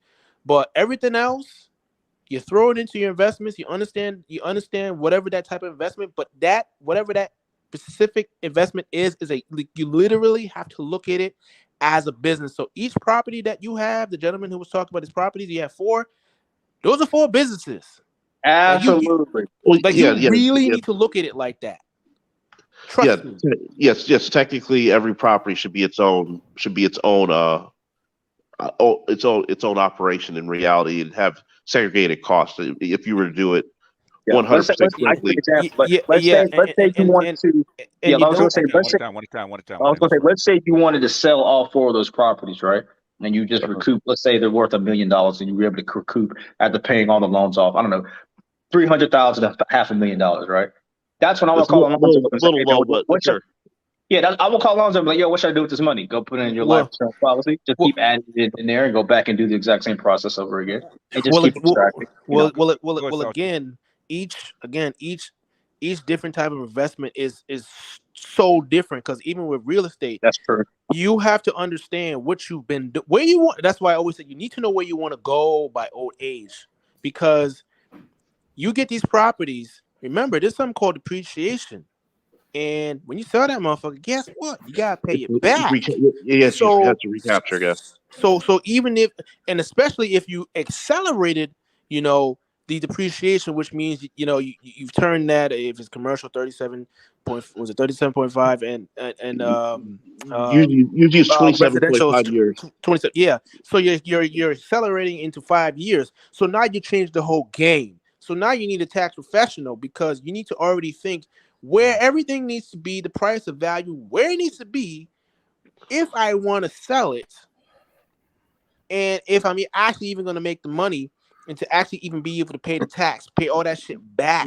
This is why I'm saying, like, you really need to have your job or whatever other consistent income just for living, and all your investment shit, you don't want it to touch anytime soon, because I see this shit all the time. People thinking they're going, oh man, I'm making all this money, they buying all this shit, and guess what happens? Oh shit, you didn't do any estimated taxes, you didn't do this, that, and the third. Oh damn, 10 grand, 20, 30, 40, 50,000, 100,000, all of a sudden. Because you thought you were smart. Now you're Elaborate fucked. more on that depreciation, because I think a lot of people, let's say that they had a mortgage for 100 and they've been, taking depreciation. When you sell, it's not the taxable amount is not that 100,000 that you own that mortgage. They subtract the depreciation from it. So if you've deducted like 15,000 depreciation when you sell, they're doing the profit equation off of 85,000 instead of your $100,000 mortgage. Am I correct? But here's the thing, because again, if you have all your books together, period, you'll know. And 2, your taxes will show the shit, because your taxes is literally showing you everything. And this is why I say your books have to be on point. 1, it's going to be cheaper in the long run, and 2, if you want to sell for whatever reason, or if you need something for as collateral, you got that shit. If they need it, I can get it to you, because you got all your stuff saved, all this other stuff. I can get it to you in about less than an hour, as opposed to most people taking days, weeks, months. And now we know, this motherfucker ain't got his shit together, and he wants 5, 20, 30 million. Oh hell no. Yeah. This is what the equalizer was talking about earlier. When you start going down this pathway in budgeting, you need to have attorney fees. You need to have expert fees. You need to be. I'll tell you a good example, man. You guys need to go look at a lot of these dudes' LinkedIn pages. Just put in financial advisors and go look how long they've been, and just say look up expert, how many years they've been doing it, and charting and seeing if when they're about to retire. Go talk to a financial advisor who retired. It'll blow your fucking mind. Yeah. It'll blow your fucking mind. Yeah, we get you, Marty. Yeah. I could tell you, because again, jump in right after Salchi. Okay, cool. People talk about pulling their money together. Again, 1 is attorney fees. Here's the other thing, which could, depending on the size of the deal or crowdfunding, what have you. 1, it could be 10,000+ easy. Here's the other thing. Even doing 200 people, roughly 200 people, to do, let's say, a deal, just to do taxes on that. I mean, just to do K1s. K1s is going to be almost 10 grand. So, no, man. This project's going to put out about 12%. Really? You sure about that? What are the fees just to maintain this bitch? If you really know anything about that asset and the professionals you need and how much shit costs, after all that shit, maybe 3. Oh damn! I could have just put my money in. I could have just gotten some I bond, which right now is doing 5%. You see what I'm saying? Wait, are I bonds at 9%, or did they go down? No, it went down. It went down at the end of last year. Yeah, this is what I'm saying. When you pay these guys their money, they're they're on your team, bro. They're not trying to lose you money because at the end of the day, there's nothing worse in the financial industry for you to get a bad rep.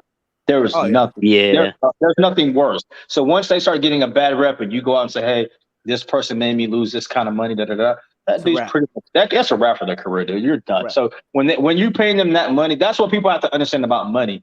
And when you're exchanging money, it's not, oh man, it's not an expense. This is pretty much, this is my ass on the line, and I can't fuck this customer over when you get to that type of level that the equalizer was talking about, right? Even if it's just going and talking to a financial planner.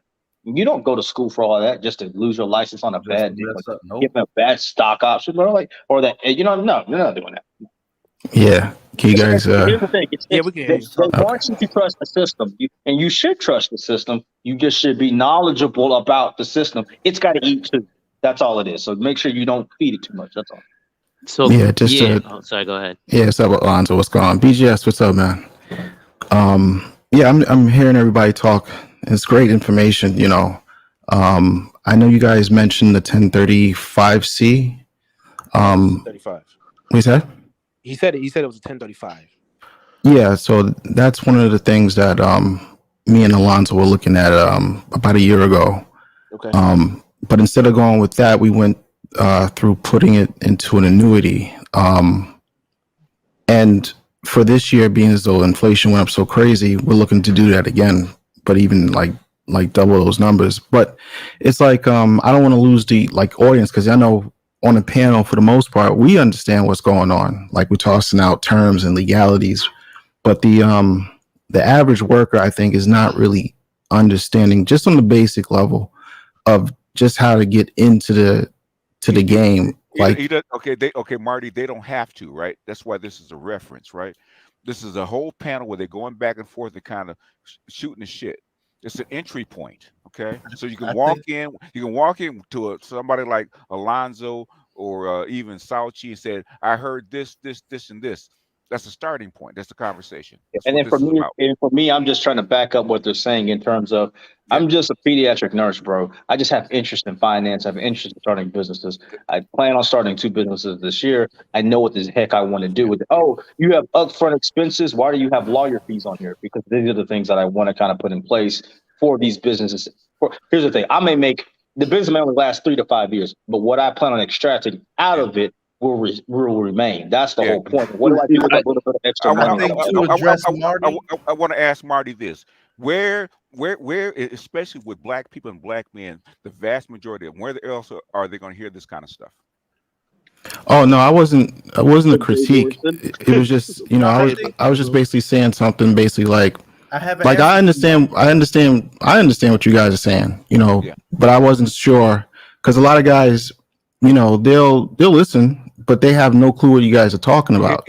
They won't have a clue. But thing is, and I do this all the time, right? Because most people don't know how the goal system works. The thing is, I'll say something, I'll throw out a term, and they'll go to somebody and actually use that term, and it'll actually open up a whole conversation. So everything's not going to stick. But thing is, if you just listen to this thing back and look up this stuff, right?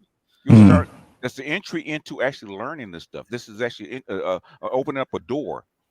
That's 100% fine. And because of that, I was just going to open up with something just like on a basic level, just saying something like, if you just jump in where you're going, just jump in. You don't have to that I was just going to come on a basic level, because I don't know exactly who knows what in the audience, so it doesn't matter. Yeah. Just jump in. Don't worry about that. Just jump in.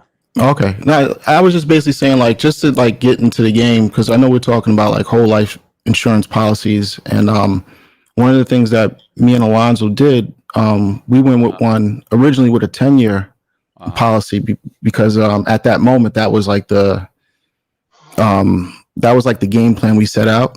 But to get into the starting point of one of those, a lot of people don't know, to really make sense of it, you got to really put $1,000 in a month just into that.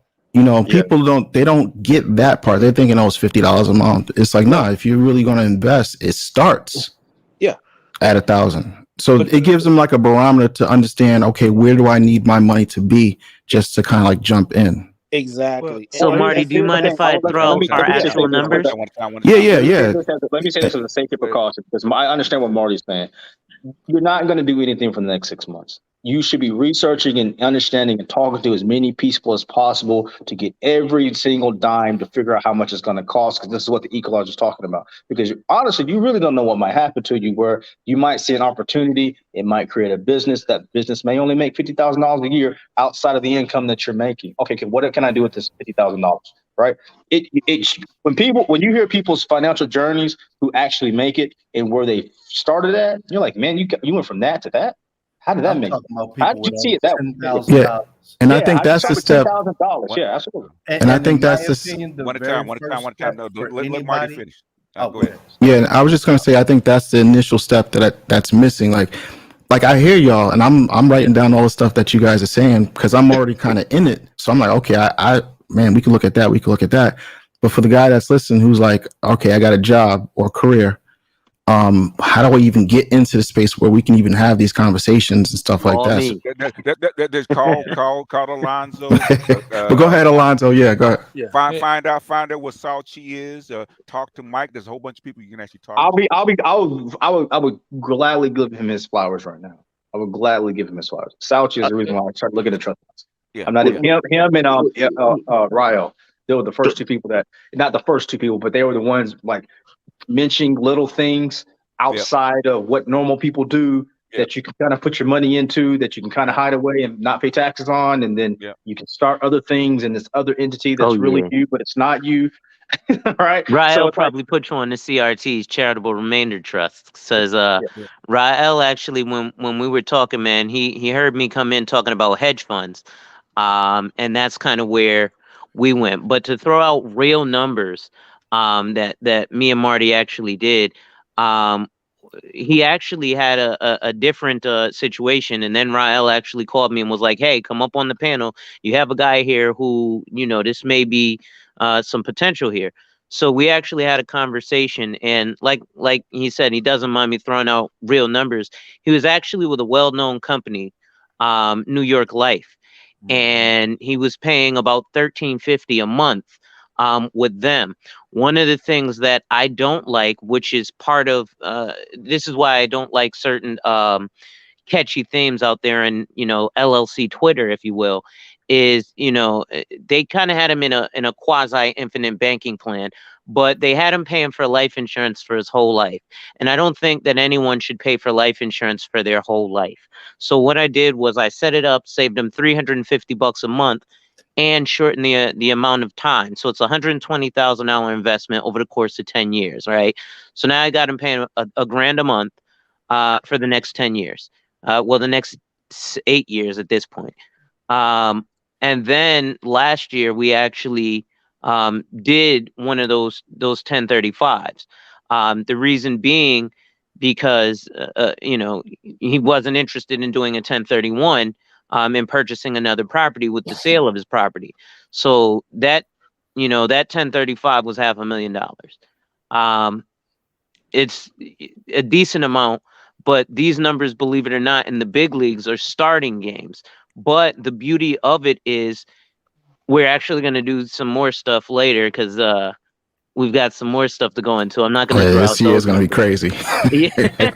But that's what I'm talking about. That's what I'm talking about when I say when you guys start small and to get to where Alonzo and Marty are to transfer. And everybody knows Marty's I'm traveling overseas.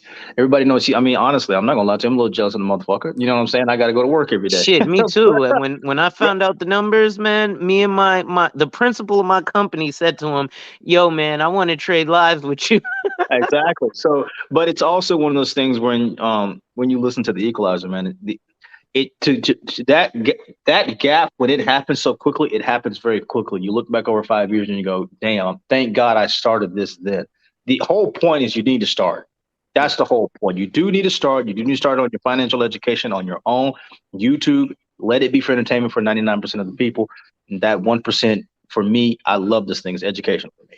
I don't care. My I don't one care who. suggestion for people starting off, and I I mean, think like, if you're just working and don't have a dime, maybe have 10,000.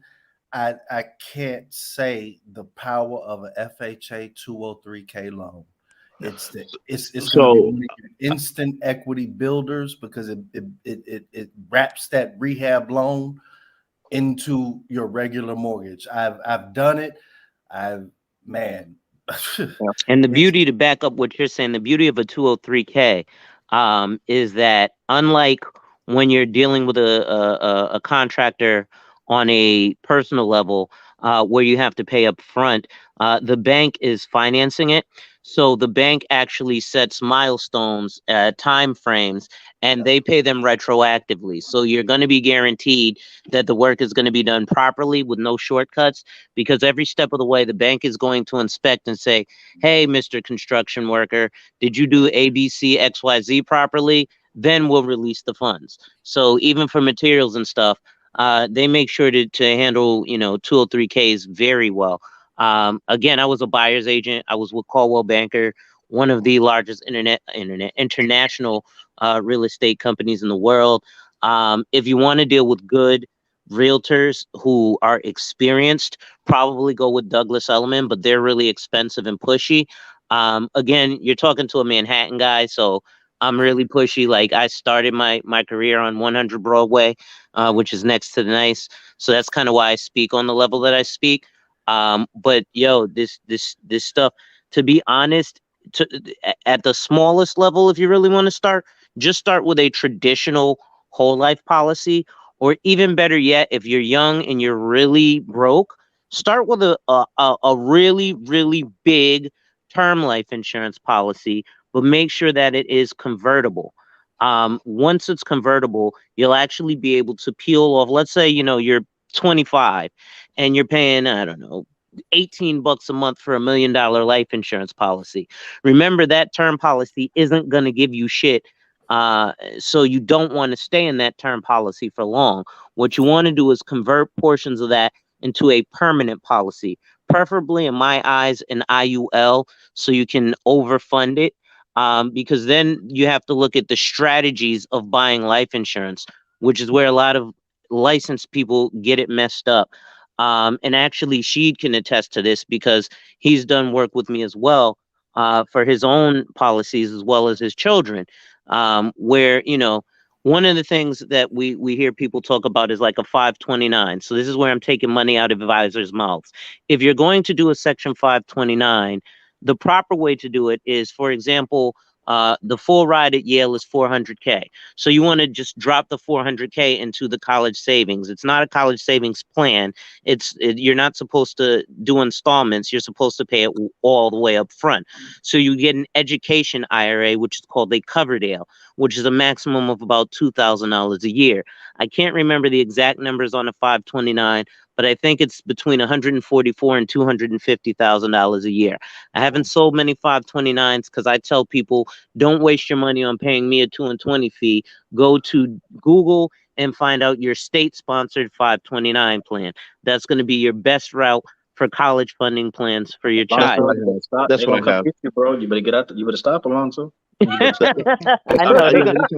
Listen, man, I'm gonna get a call in the morning from my principal, like, "Hey, man, what you doing?" we got about 5 more minutes for closing thoughts. Sheed, you got something to say? You just jumped in.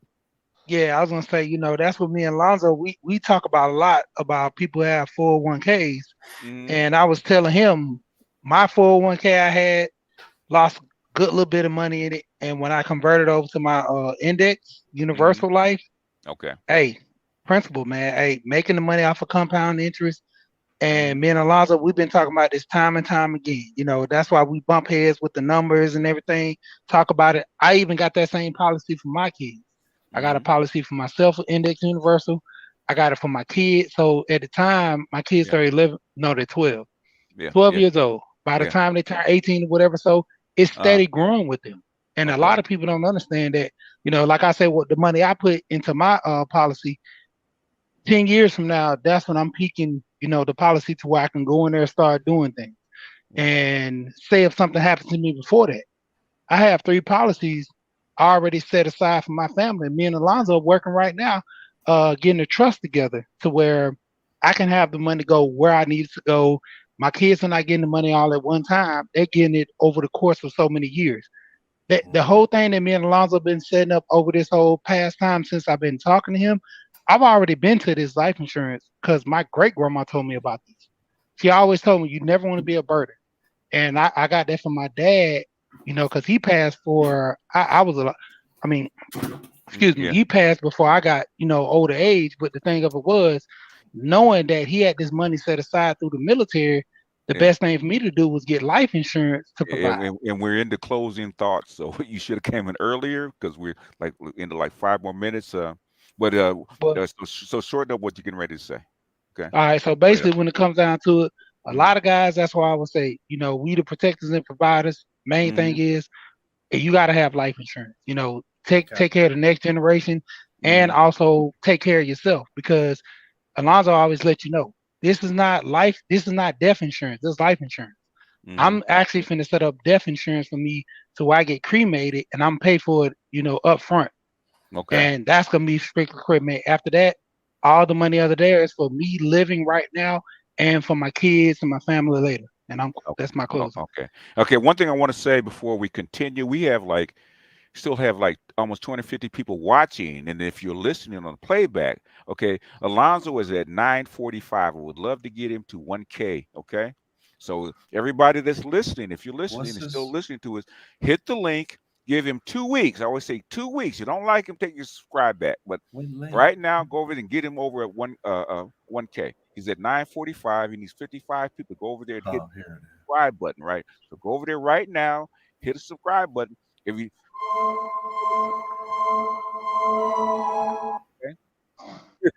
okay.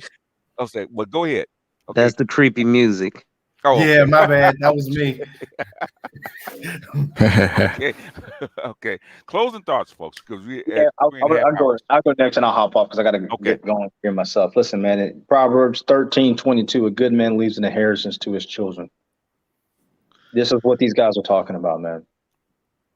Leaving an inheritance for your family and making sure that when you die, you still here operating and moving in their systems in place to make sure that everybody's family still gets what they're supposed to be getting. I can vouch for it, man. Even $20,000, man. You don't think it's not a lot of money, right? It's not much. It's a lot of money. But it makes a fucking lot of difference when somebody dies and they leave you 20K, right? It changes a whole bunch of shit. So basically, it doesn't matter that you're not leaving $1 million or $100,000. Yeah. Leave them something, okay? Something. Instead of debt, okay? And so here's my last point, and I'll say on this one too. Appreciate that, BJ, for having me up.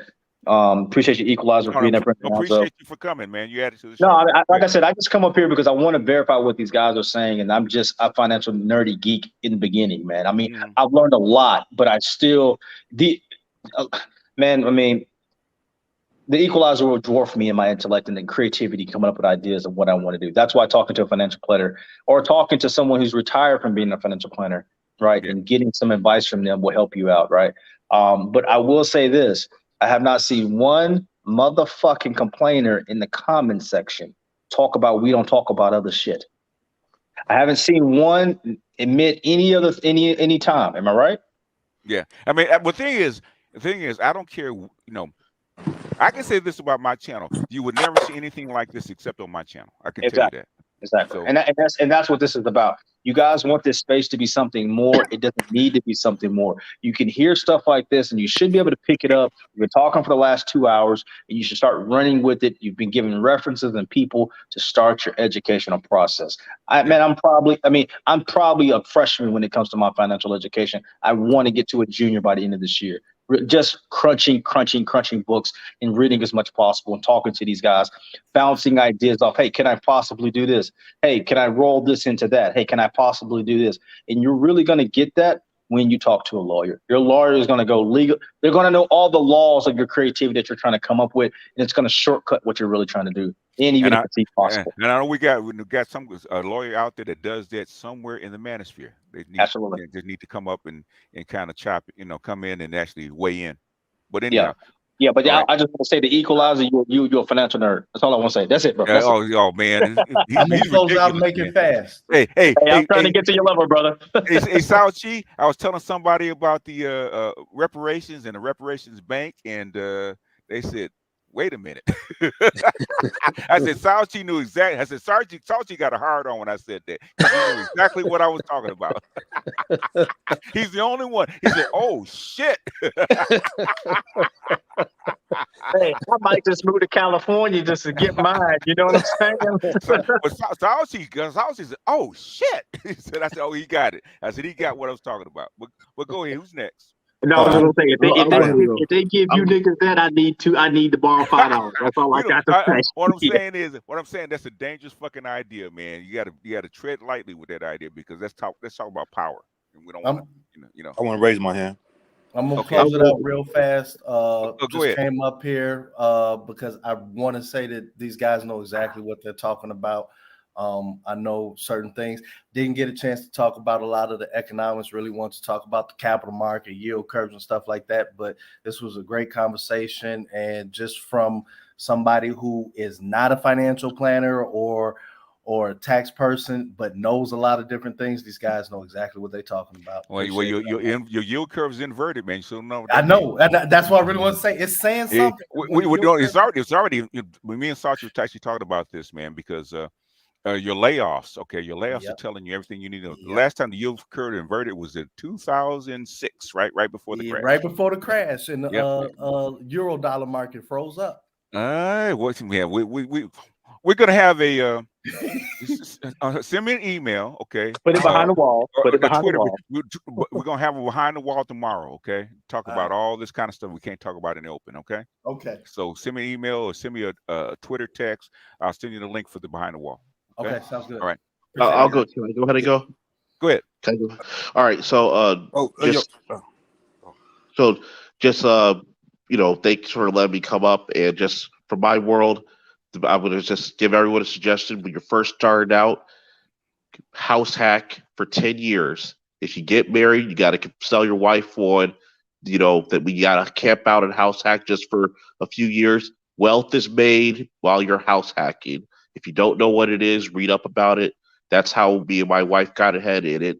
It basically spurred a whole portfolio of real estate because we were not paying a mortgage and we had people paying our bills for us while we house hacked in a multifamily property. Okay, So, good idea. Yeah. So that's kind of old school, but it's a way for you to get ahead. So read up on it and of course invest wisely. Yep. Yes, I would like to interject really quick because we're right up the but so you got about a minute. Go ahead. Yes, I was listening. I like all the financial talk, and it's very good. My only question is, what happens if this fiat system collapses? That's behind the wall, sir. It's not for public consumption. Okay. No, we don't do that in public because trust and believe they listen. Okay, especially Black beans. Yeah. I actually went to university for. I understand, but we cannot do this in open public consumption, right? Not for my channel. Okay. Yeah. Negroes are not supposed to know that kind of stuff. Send me a link. Send me. Go to my Twitter.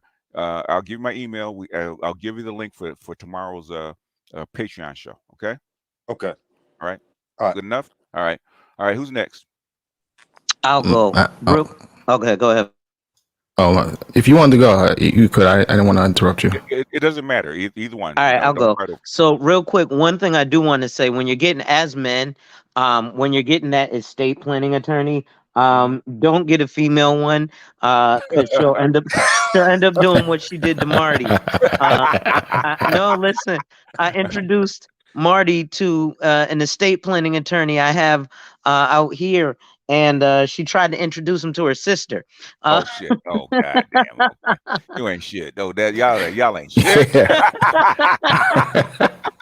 Y'all ain't shit, and black women are worse. Okay. I know, but so my thing, man. Wipe ass, y'all. Work in progress every day and see success. And when people challenge you, they don't challenge you to challenge you, but they challenge you to challenge you. Accept the challenge. Salute.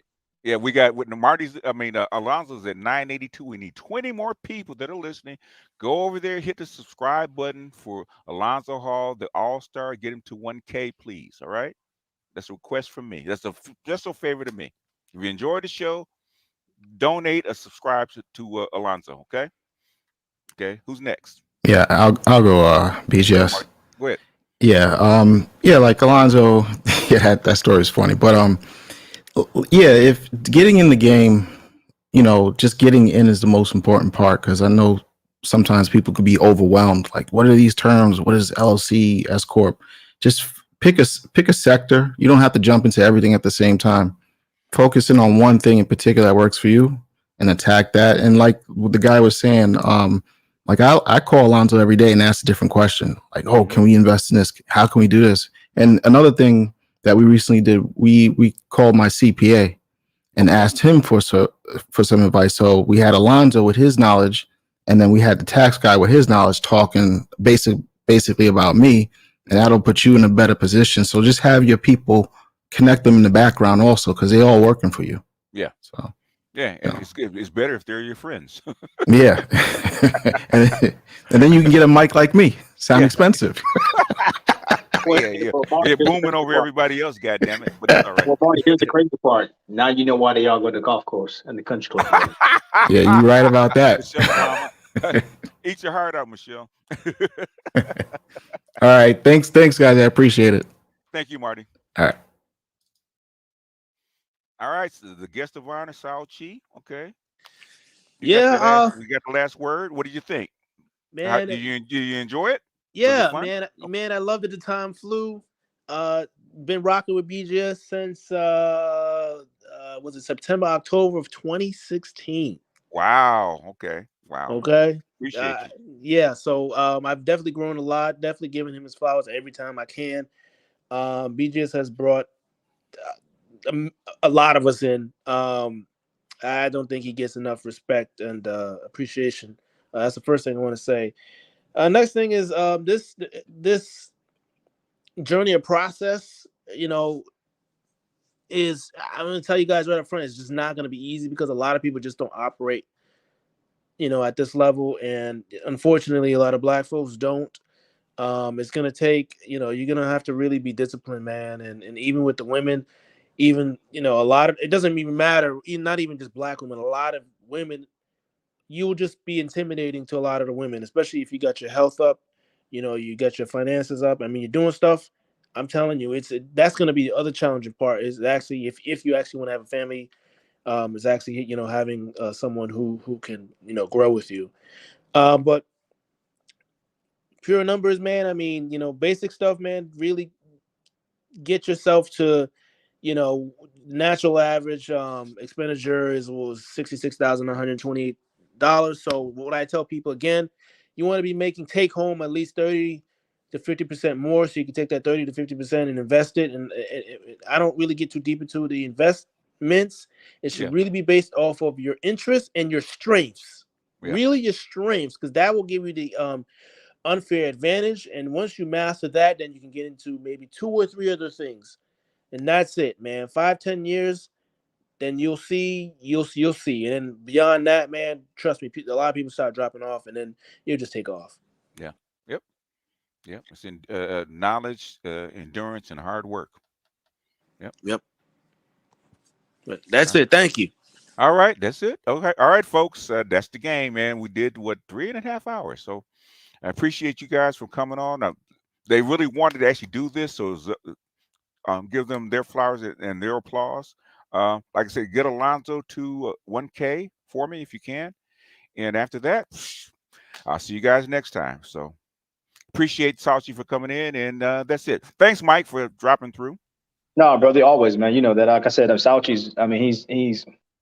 I'm not gonna lie to you, man. He's just invaluable, dude. He's just invaluable. I mean, I can't even. Yeah, I almost teared up when you had said me and Abdul helped save your mom, give you some good medical advice. Oh yeah. Oh man. Yeah.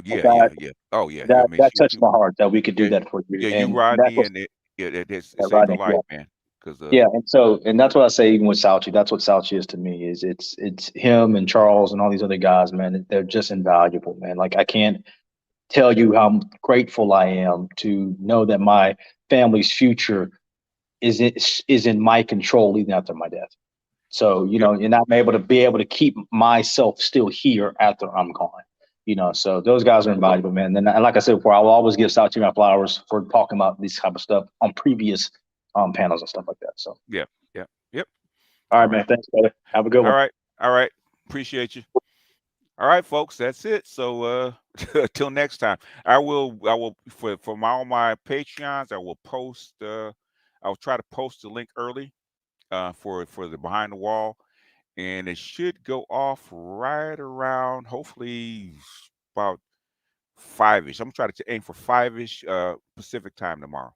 So all the questions and stuff we can't talk about here in the public will be tomorrow. On my Patreons, look out for that. With that, without further ado, I'm gonna drop off. BGS out. I will see you guys tomorrow. Peace.